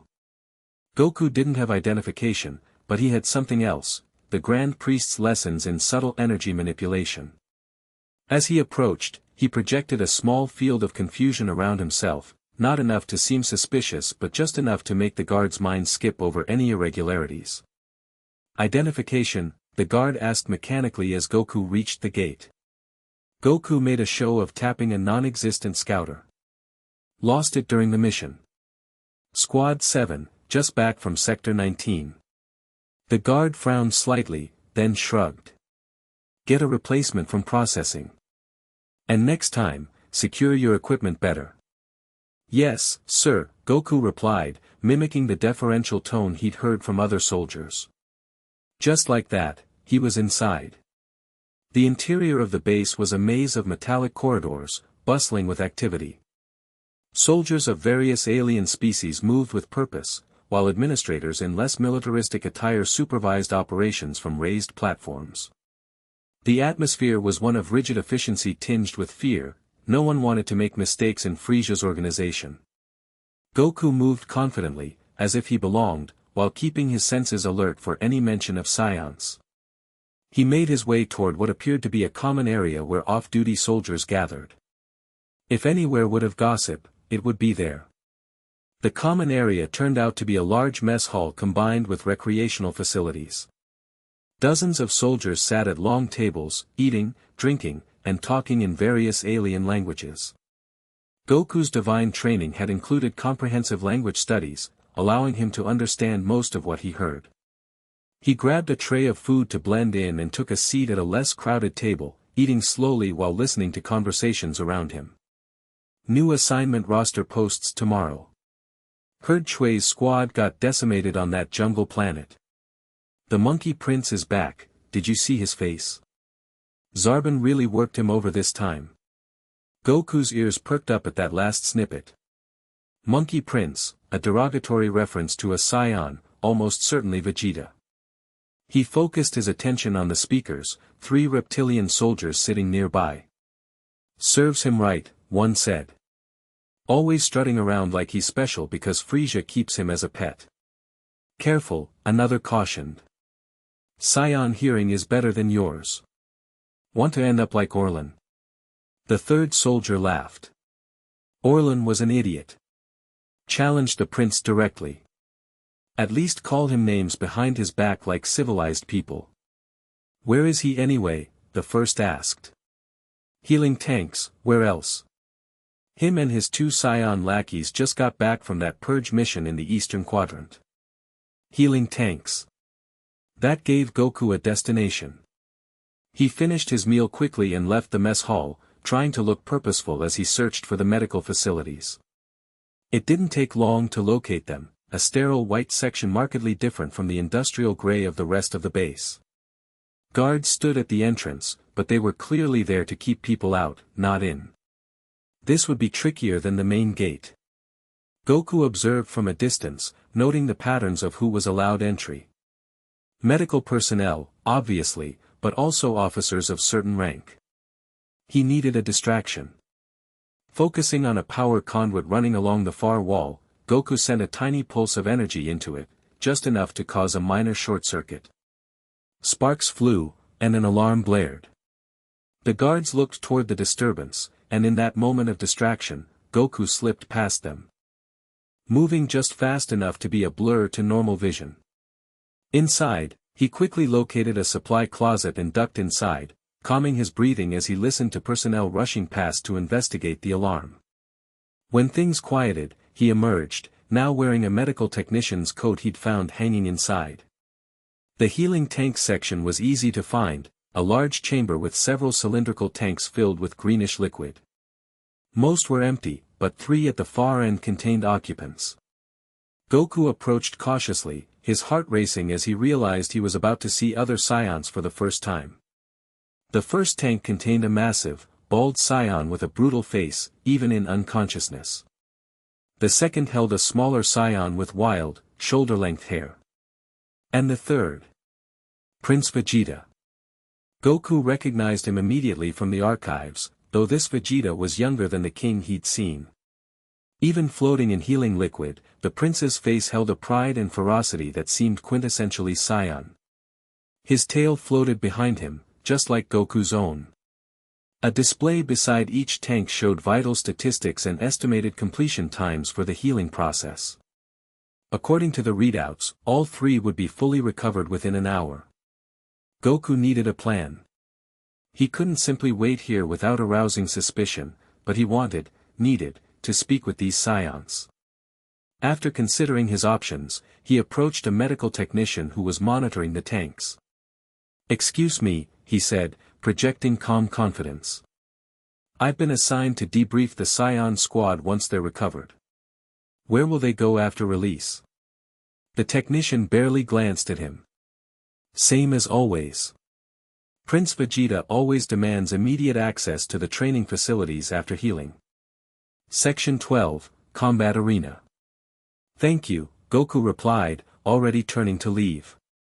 "Hey," the technician called after him. "Don't recognize you. New to Intelligence Division?" Goku froze momentarily, then turned with a casual shrug. "Transferred last week. Still learning the routines." The technician grunted. "Word of advice, don't keep the prince waiting. He's in a fouler mood than usual after this mission." Noted. Goku exited the medical section, disposing of the borrowed coat once he was in the corridor. He had approximately an hour to locate the training facilities and prepare for an encounter that could go very wrong very quickly. The training arena in Section 12 was impressive even by divine standards, a vast space with reinforced walls, variable gravity controls, and advanced combat drones for practice. Currently empty, it gave Goku time to consider his approach. Direct honesty seemed the simplest option, though certainly not the safest. These scions had lived under Frisia's thumb since childhood, developing survival instincts that likely included extreme suspicion of strangers. Goku found a secluded observation area overlooking the main arena floor and settled in to wait, masking his presence both physically and energetically. Less than an hour later, the doors to the arena slid open, and 3 scions entered. Even at a distance, their presence was commanding. They moved with the confident grace of elite warriors, scanning the arena with practiced efficiency before proceeding to the control panel. Prince Vegeta, now dressed in blue battle armor with white gloves and boots, appeared fully recovered from whatever injuries had placed him in the healing tank. His hair stood up in a distinctive flame-like shape, and his expression was set in a perpetual scowl. The large, bald scion followed closely, while the one with longer hair seemed more relaxed, almost casual in his movements. "Nappa, set the gravity to 50 times standard," Vegeta ordered, his voice carrying clearly to Goku's position. "Raditz, prepare the combat drones. Level 8. 50 times, the long-haired scion, apparently Raditz, protested. "I just got out of the healing tank, Vegeta." "Which means you're at full strength," Vegeta snapped. "Unless you prefer I test your limits personally." Raditz quickly moved to the drone controls. 50 it is. Goku watched, fascinated, as the training session began. The gravity increased, creating visible pressure that forced the scions to adjust their stances. The combat drones activated, floating spheres that fired energy blasts at random intervals and patterns. What followed was an impressive display of scion combat ability. Though nowhere near divine level, their speed, strength, and tactical awareness exceeded what Goku had observed from other mortals. Vegeta, in particular, moved with exceptional precision, each blast deflected with minimum effort for maximum effect. After several minutes of observation, Goku made his decision. Adjusting his energy to match approximately what Vegeta was displaying, significant but not overwhelming, he stepped out from his hiding place and descended to the arena floor. The reaction was immediate. All 3 scions whirled toward him, dropping into combat stances. "Who the hell are you?" demanded the large one, Nappa. Goku raised his hands in a non-threatening gesture. "My name is Goku. I'm a scion, like you." Disbelief and suspicion flashed across their faces. "Impossible," Vegeta said coldly. "We are the only scions left in existence." "Not quite," Goku replied. "I was sent off-planet as an infant, before planet Vegeta was destroyed. My pod malfunctioned and crashed on a distant world. I was raised there, not knowing what I was until recently." The 3 exchanged glances, clearly skeptical. "He does have a tail," Raditz pointed out.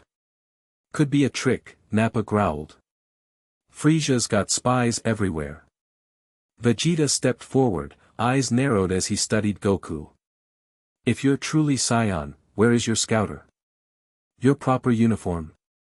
You wear our armor, but it's clearly not been issued by the Force." "I've never served Frisia," Goku answered truthfully.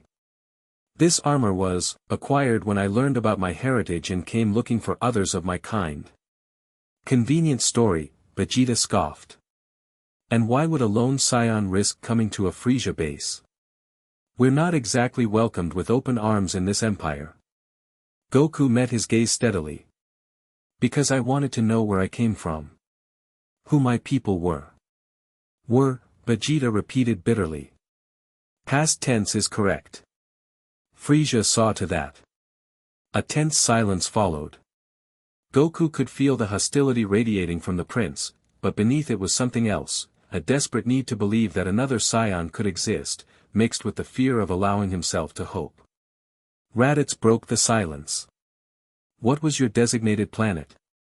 If you're telling the truth about being sent as an infant, there would be records. Earth, Goku replied. A small planet in system 4032 to 877. Raditz's eyes widened slightly. I had a brother sent to that system. This caught Goku off guard. A brother?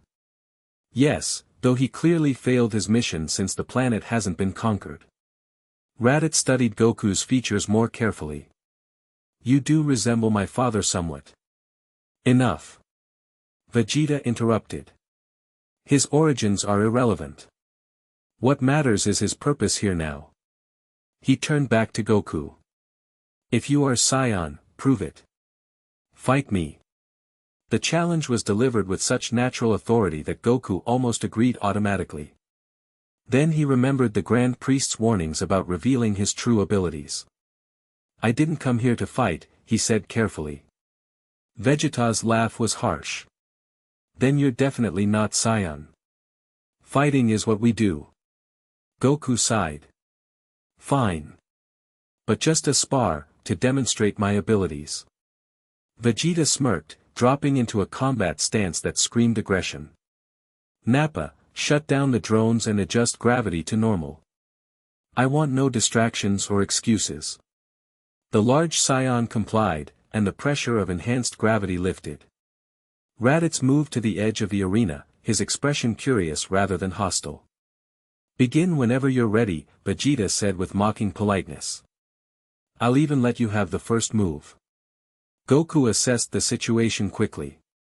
He needed to fight well enough to prove his Saiyan heritage but not so well that his divine training became obvious. A delicate balance.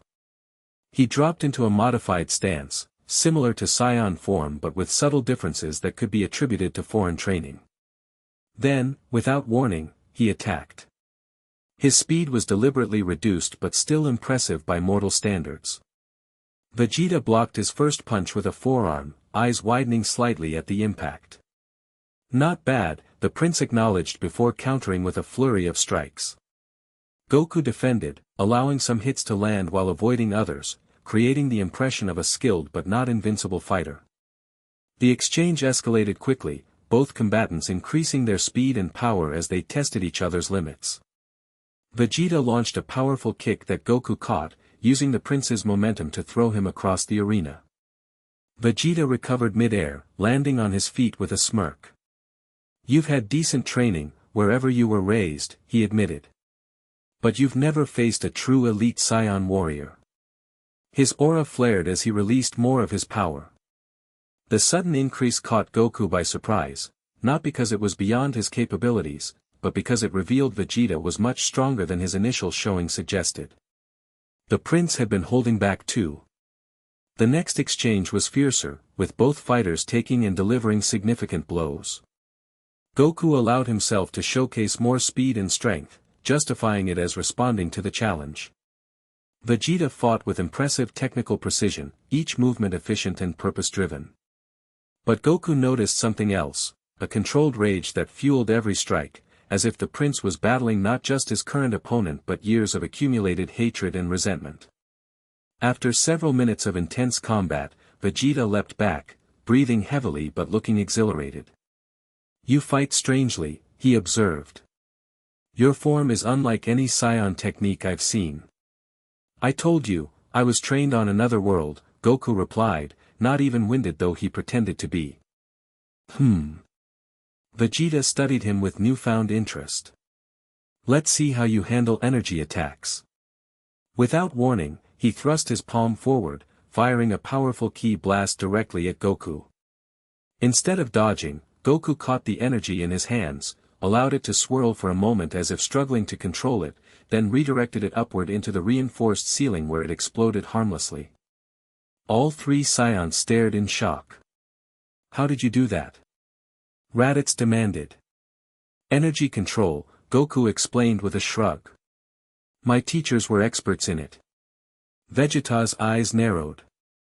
These teachers of yours, they must have been exceptional warriors. They were, Goku agreed, thinking of the Grand Priest with a mixture of gratitude and caution. He needed to be careful not to reveal too much. Enough sparring, Vegeta declared suddenly. I've seen what I needed to see. And? Goku pressed. Do you believe I'm Saiyan now? Vegeta crossed his arms. Your fighting style is unorthodox, but your power and instincts are undeniably Saiyan. Whether you're telling the complete truth about your origins, however, remains to be seen. Nappa approached, towering over Goku. He could be useful, Vegeta. Another Saiyan would strengthen our position. Or complicate it, Vegeta countered. Frieza doesn't need to know about another survivor. Raditz was still studying Goku's features. I can't shake the feeling. What was your Saiyan name, before Goku? Goku hesitated. The Grand Priest had told him his original name, but revealing it might create complications he wasn't prepared for. I don't know. I was too young to remember when I was found. Raditz looked disappointed but not surprised. Your power level is impressive for a lower-class Saiyan. With proper training, you could become a valuable asset. I didn't come here to join Frieza's army, Goku stated firmly. Then why did you come? Vegeta demanded. Sentiment? Some misguided search for connection? There's nothing here for you. The prince's bitterness was palpable, and Goku understood it came from years of servitude and the trauma of losing his entire civilization. I came to understand, Goku replied honestly. To see what remains of our people. To know if there was more to being Saiyan than just having a tail and fighting ability. Vegeta laughed, a harsh sound with no humor. There was once. We had a civilization, a culture, a destiny. Now we're just Frieza's attack dogs, sent to do his dirty work. It doesn't have to stay that way, Goku suggested. All three Saiyans stiffened. Careful, Nappa warned. That kind of talk gets people killed around here. What do you know of our situation? Vegeta asked, his voice dangerously quiet. You, who grew up free while we served as slaves to the monster who destroyed our world. Goku recognized the prince's anger as justified. You're right. I don't fully understand what you've been through. But I know Saiyans are supposed to be more than this. Vegeta studied him for a long moment, then made a decision. Come with us. There's something you should see if you truly want to understand what it means to be one of the last Saiyans. The quarters assigned to the Saiyan elite were Spartan but private, a rare privilege in Frieza's army. Vegeta led Goku into his personal room, a small chamber with little more than a bed, a storage unit, and a viewing screen. Nappa and Raditz remained outside, guarding against interruption. Once the door closed, Vegeta's demeanor changed subtly. The aggressive arrogance remained, but there was a flicker of something else, a weight of responsibility that came from being the prince of a nearly extinct race. What I'm about to show you doesn't leave this room, he said, voice low. If Frieza knew I possessed this, he would have it destroyed, after making me watch him do it. Goku nodded solemnly. I understand. Vegeta approached the storage unit, pressing his palm against a hidden scanner. A secret compartment opened, revealing a small, ornate box. With reverent care, he removed it and placed it on the sparse table. This contains the last intact records of Saiyan history and culture, Vegeta explained. Saved from planet Vegeta's destruction by my father, who sent it with me when I was taken as Frieza's hostage. He opened the box, revealing a crystalline device and several small data modules. My father knew Frieza feared our potential, Vegeta continued, activating the device. That's why he destroyed our world. He feared the legend. The legend? Goku asked. The Super Saiyan. Vegeta's eyes gleamed with fervent belief. A warrior of unimaginable power, born once every 1,000 years. Frieza destroyed our planet to prevent the legend from coming true. The device projected a holographic image, ancient Saiyan text accompanied by illustrations of a golden-haired warrior surrounded by blazing energy. Our history speaks of a scion who transformed through rage and necessity, achieving power that could challenge the gods themselves, Vegeta explained, his voice taking on an almost religious quality. That's what it means to be scion, not just strength, but the potential for limitless growth through combat and adversity. Goku stared at the image, feeling a strange resonance within himself. You believe this legend is real? I know it is, Vegeta said with absolute conviction. And I intend to achieve it. Every battle, every near-death experience, brings me closer. It's the only thought that makes serving Frieza bearable, that someday I'll become the very thing he fears and destroy him for what he did to our people. The raw emotion in Vegeta's voice struck Goku deeply. Here was a warrior who had lost everything except a driving purpose, revenge wrapped in destiny. There's more, Vegeta continued, changing the data module. Our culture wasn't just about fighting, though that was central. We had traditions, rituals, a complex social structure based on strength but also honor. The projections shifted, showing scenes of scion life, combat tournaments, coming-of-age ceremonies, feasts after successful conquests. Despite the warrior focus, there was clearly a society with depth and meaning. This is what was taken from us, Vegeta said bitterly. Not just lives, but heritage. Identity. Goku absorbed it all, connecting pieces of himself he hadn't realized were missing. The aggressive instincts, the thrill of combat, the desire to test limits, these weren't just personal quirks but part of his genetic inheritance. Thank you for showing me this, he said quietly. Vegeta shut down the device, his moment of openness passing. Now perhaps you understand why your search for connection is futile. What you see here, these shadows, these memories, is all that remains. It doesn't have to be, Goku insisted. You survived. Others might have too. Unlikely, Vegeta scoffed. And even if they did, what then? A handful of survivors cannot rebuild a civilization, especially under Frieza's boot. Unless someone defeats Frieza. The words hung in the air between them, dangerous and tempting. Vegeta laughed without humor. Many have tried. All have failed. His power is. He shook his head. You haven't felt it. It's monstrous. Maybe it would take something equally monstrous to defeat him, Goku suggested. Like a Super Saiyan. Vegeta studied him with newfound interest. You actually believe it's possible? I believe in potential, Goku replied carefully. And from what I've seen, Saions have more of it than most. A moment of understanding passed between them, two survivors of a dead world, connected by blood and possibility. The moment was shattered by an urgent knock. The door slid open to reveal a tense Raditz. Zarbon is coming, he hissed. With a full squad. Vegeta cursed, quickly returning the box to its hiding place. How did they know? Someone reported unusual energy signatures in the training arena, Raditz explained. They're doing a full sweep of the sector. Vegeta turned to Goku. You need to leave. Now. If Frieza's forces discover another Saiyan, especially one not under his control. Goku nodded, understanding the danger. What about you three? We can handle ourselves, Vegeta snapped. This isn't our first close call. Nappa appeared in the doorway.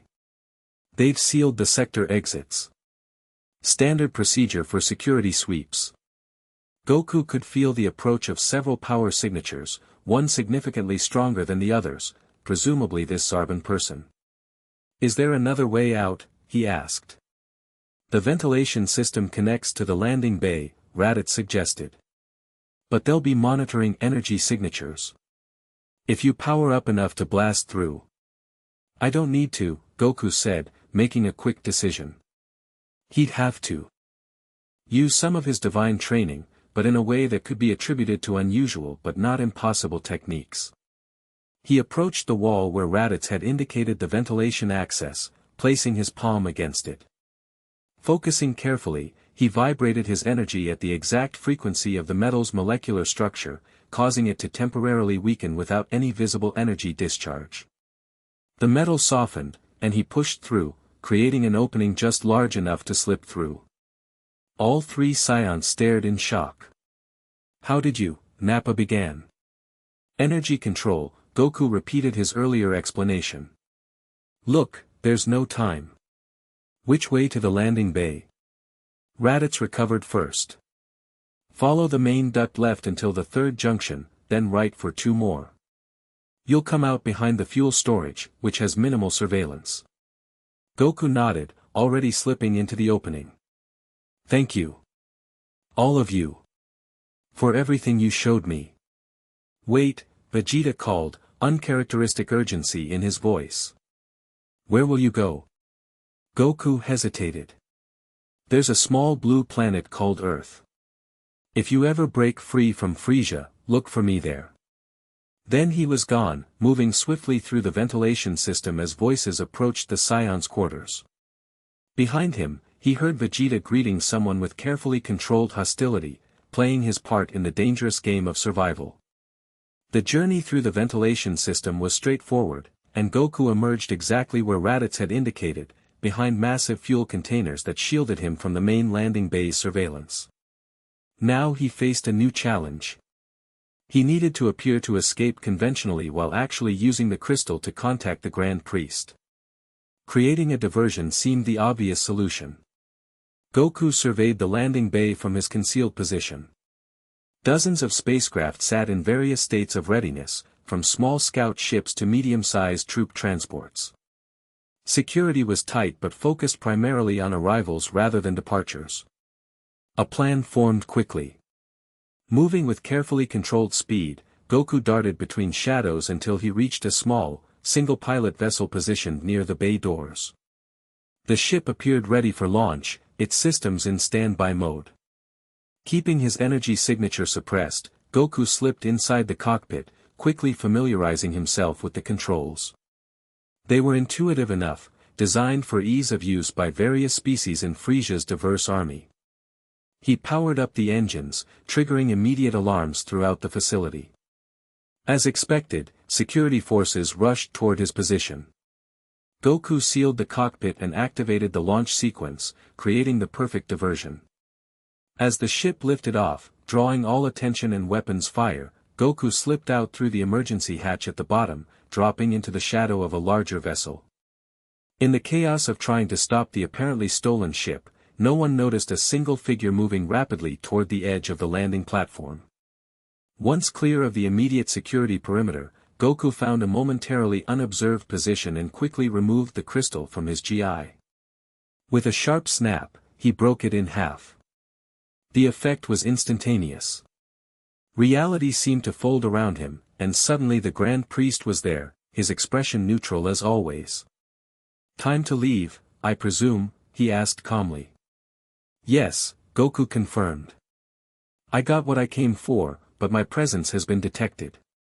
Without another word, the Grand Priest enveloped them both in divine energy, and Planet 79 vanished from view, replaced by the familiar crystalline environment of the divine realm. Once safely returned, Goku exhaled deeply, the tension of the mission finally leaving his body. "Were you successful in meeting other scions?" the Grand Priest inquired. "Yes. Prince Vegeta and 2 others, Nappa and Raditz." Goku hesitated. Raditz mentioned having a brother who was sent to Earth. I think he might have been talking about me." The Grand Priest nodded. "It's certainly possible. The records indicated you had family among the Scion ranks. Why didn't you tell me?" Goku asked, a rare note of accusation in his voice. "Would it have changed anything?" the Grand Priest countered. "Your path has been with me, learning divine techniques and perspectives. Dwelling on blood relations you never knew would have been a distraction." Goku wasn't entirely satisfied with this answer but recognized the practicality behind it. "Vegeta showed me records of Scion culture. And he told me about the legend of the Super Saiyan." This caught the Grand Priest's interest. "Did he?" And what did you think of this legend? It felt familiar somehow. Like something resonating inside me. Goku looked at his mentor curiously. Is it real? Could a Saiyan really achieve that kind of transformation? Many mortal races have legends of transcendent power, the Grand Priest replied carefully. Some are mere stories. Others contain kernels of truth, distorted through time and telling. That's not really an answer, Goku pointed out. The Grand Priest smiled slightly. Perhaps because you're asking the wrong question. Instead of wondering if the legend is real, consider what such a transformation would represent, a breaking of limits, a transcendence of established boundaries. Is that not what your entire training with me has been about? Goku considered this. I guess so. But in a different way. Different paths can lead to similar destinations. The Grand Priest studied his student thoughtfully. Your time with the Saiyans has affected you. You carry yourself differently. I understand more about myself now, Goku admitted.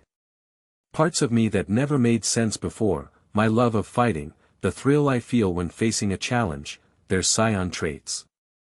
Indeed. And how does this new understanding sit with your divine training? Goku frowned, struggling to articulate the complex emotions swirling within him. It's like I've been trying to be perfect, like the divine beings. Controlled, precise, beyond emotion. But Saiyans are the opposite, passionate, instinctive, embracing emotion as strength.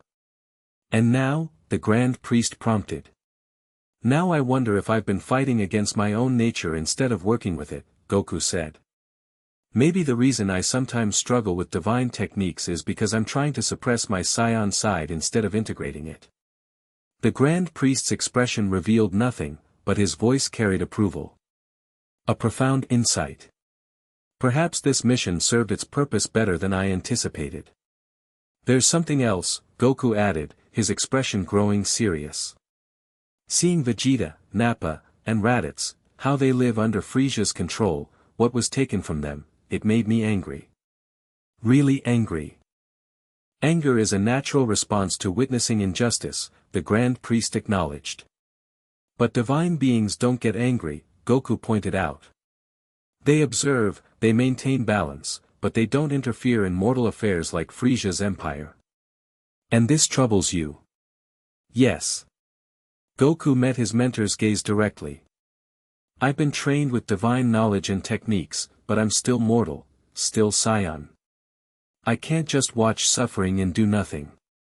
The Grand Priest was silent for a long moment. This is the fundamental tension of your unique position, Goku.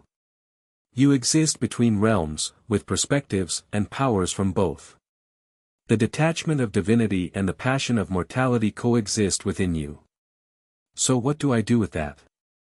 Goku asked, frustration evident in his voice. That, the Grand Priest said gently, is something only you can determine.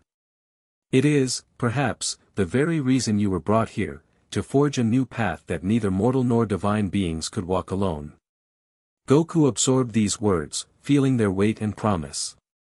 I want to go back to Earth, he said finally. Not just to visit.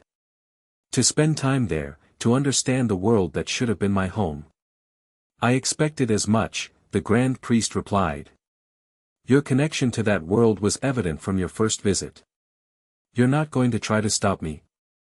Would that be productive? The Grand Priest smiled slightly.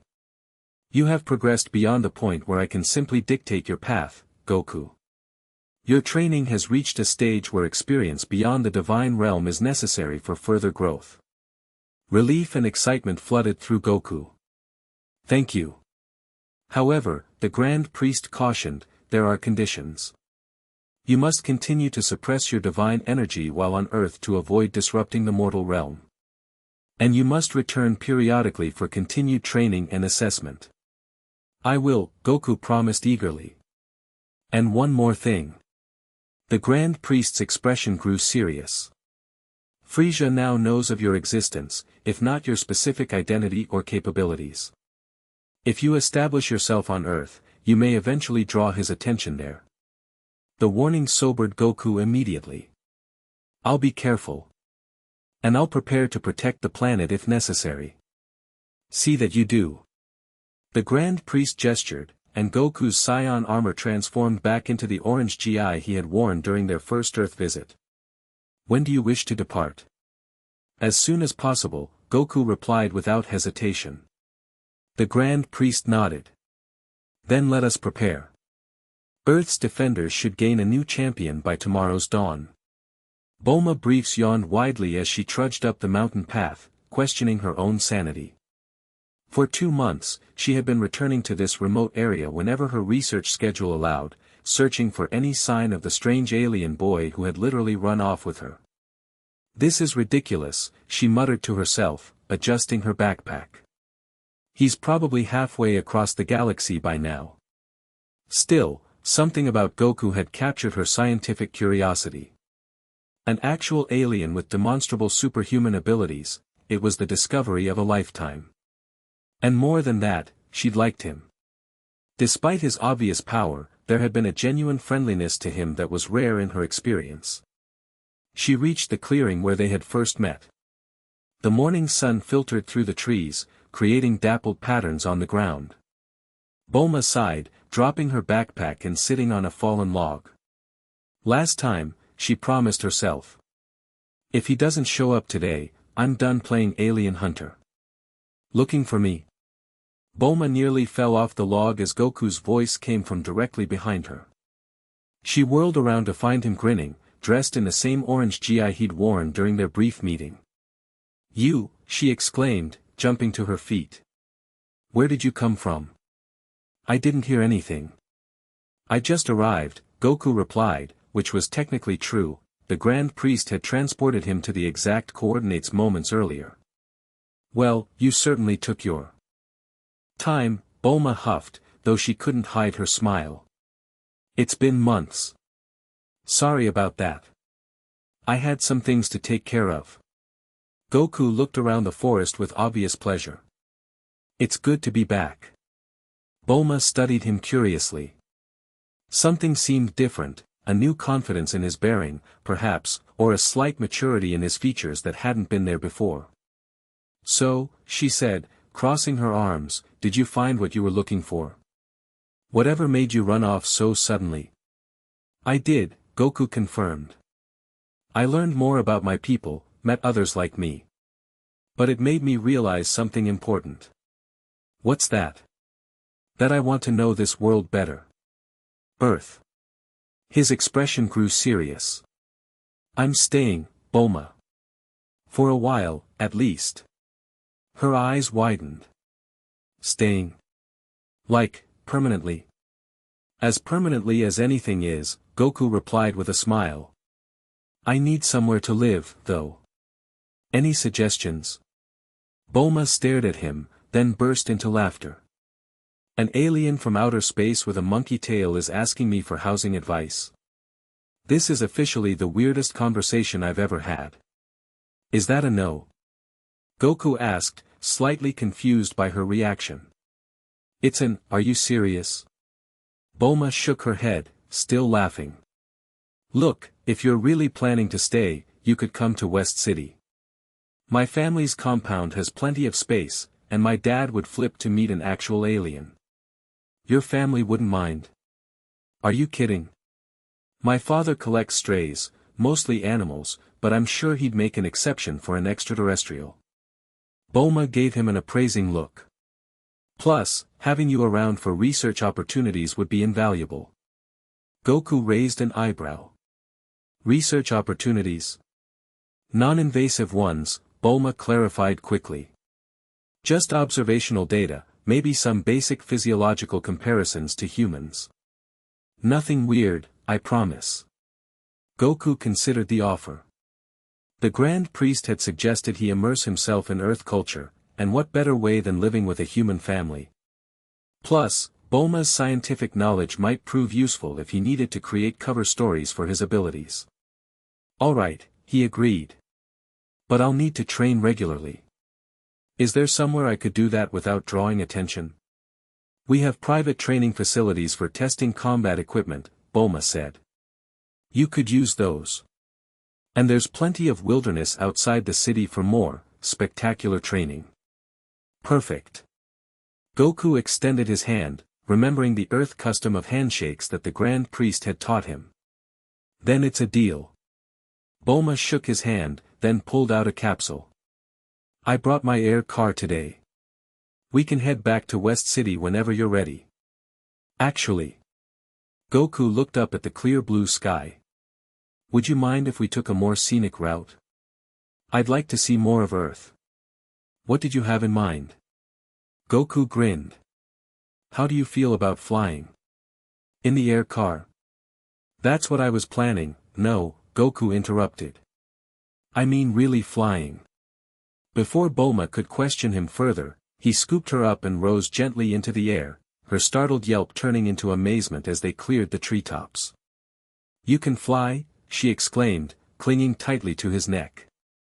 Of course you can fly. Why wouldn't the alien with super speed also be able to fly?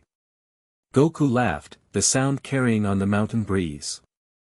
There's a lot you don't know about me yet, Bulma briefs.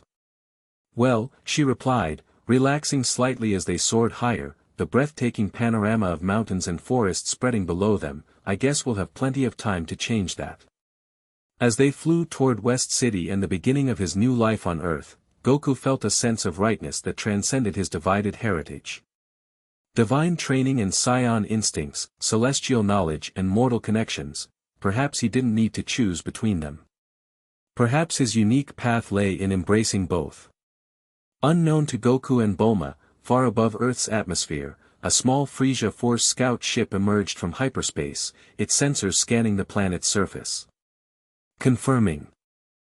Planet designation, Earth, System 4032-877, the pilot reported into his communication device. Beginning preliminary survey as ordered. On the ship's main screen, a grainy image appeared, captured by security cameras on Planet 79 before being partially corrupted. It showed a figure in Saiyan armor, tail clearly visible, facing off against Prince Vegeta in the training arena. Find the Saiyan, came the cold response from the other end of the transmission. Lord Frisia is most interested in this unexpected survivor. The scout ship's engines flared as it moved into a high orbit, its advanced scanning technology searching for energy signatures that didn't belong on this backwater world, signatures that would lead them to their target. The hunt had begun. The end. Thank you for watching this video. Please be sure to subscribe to our channel and like this video.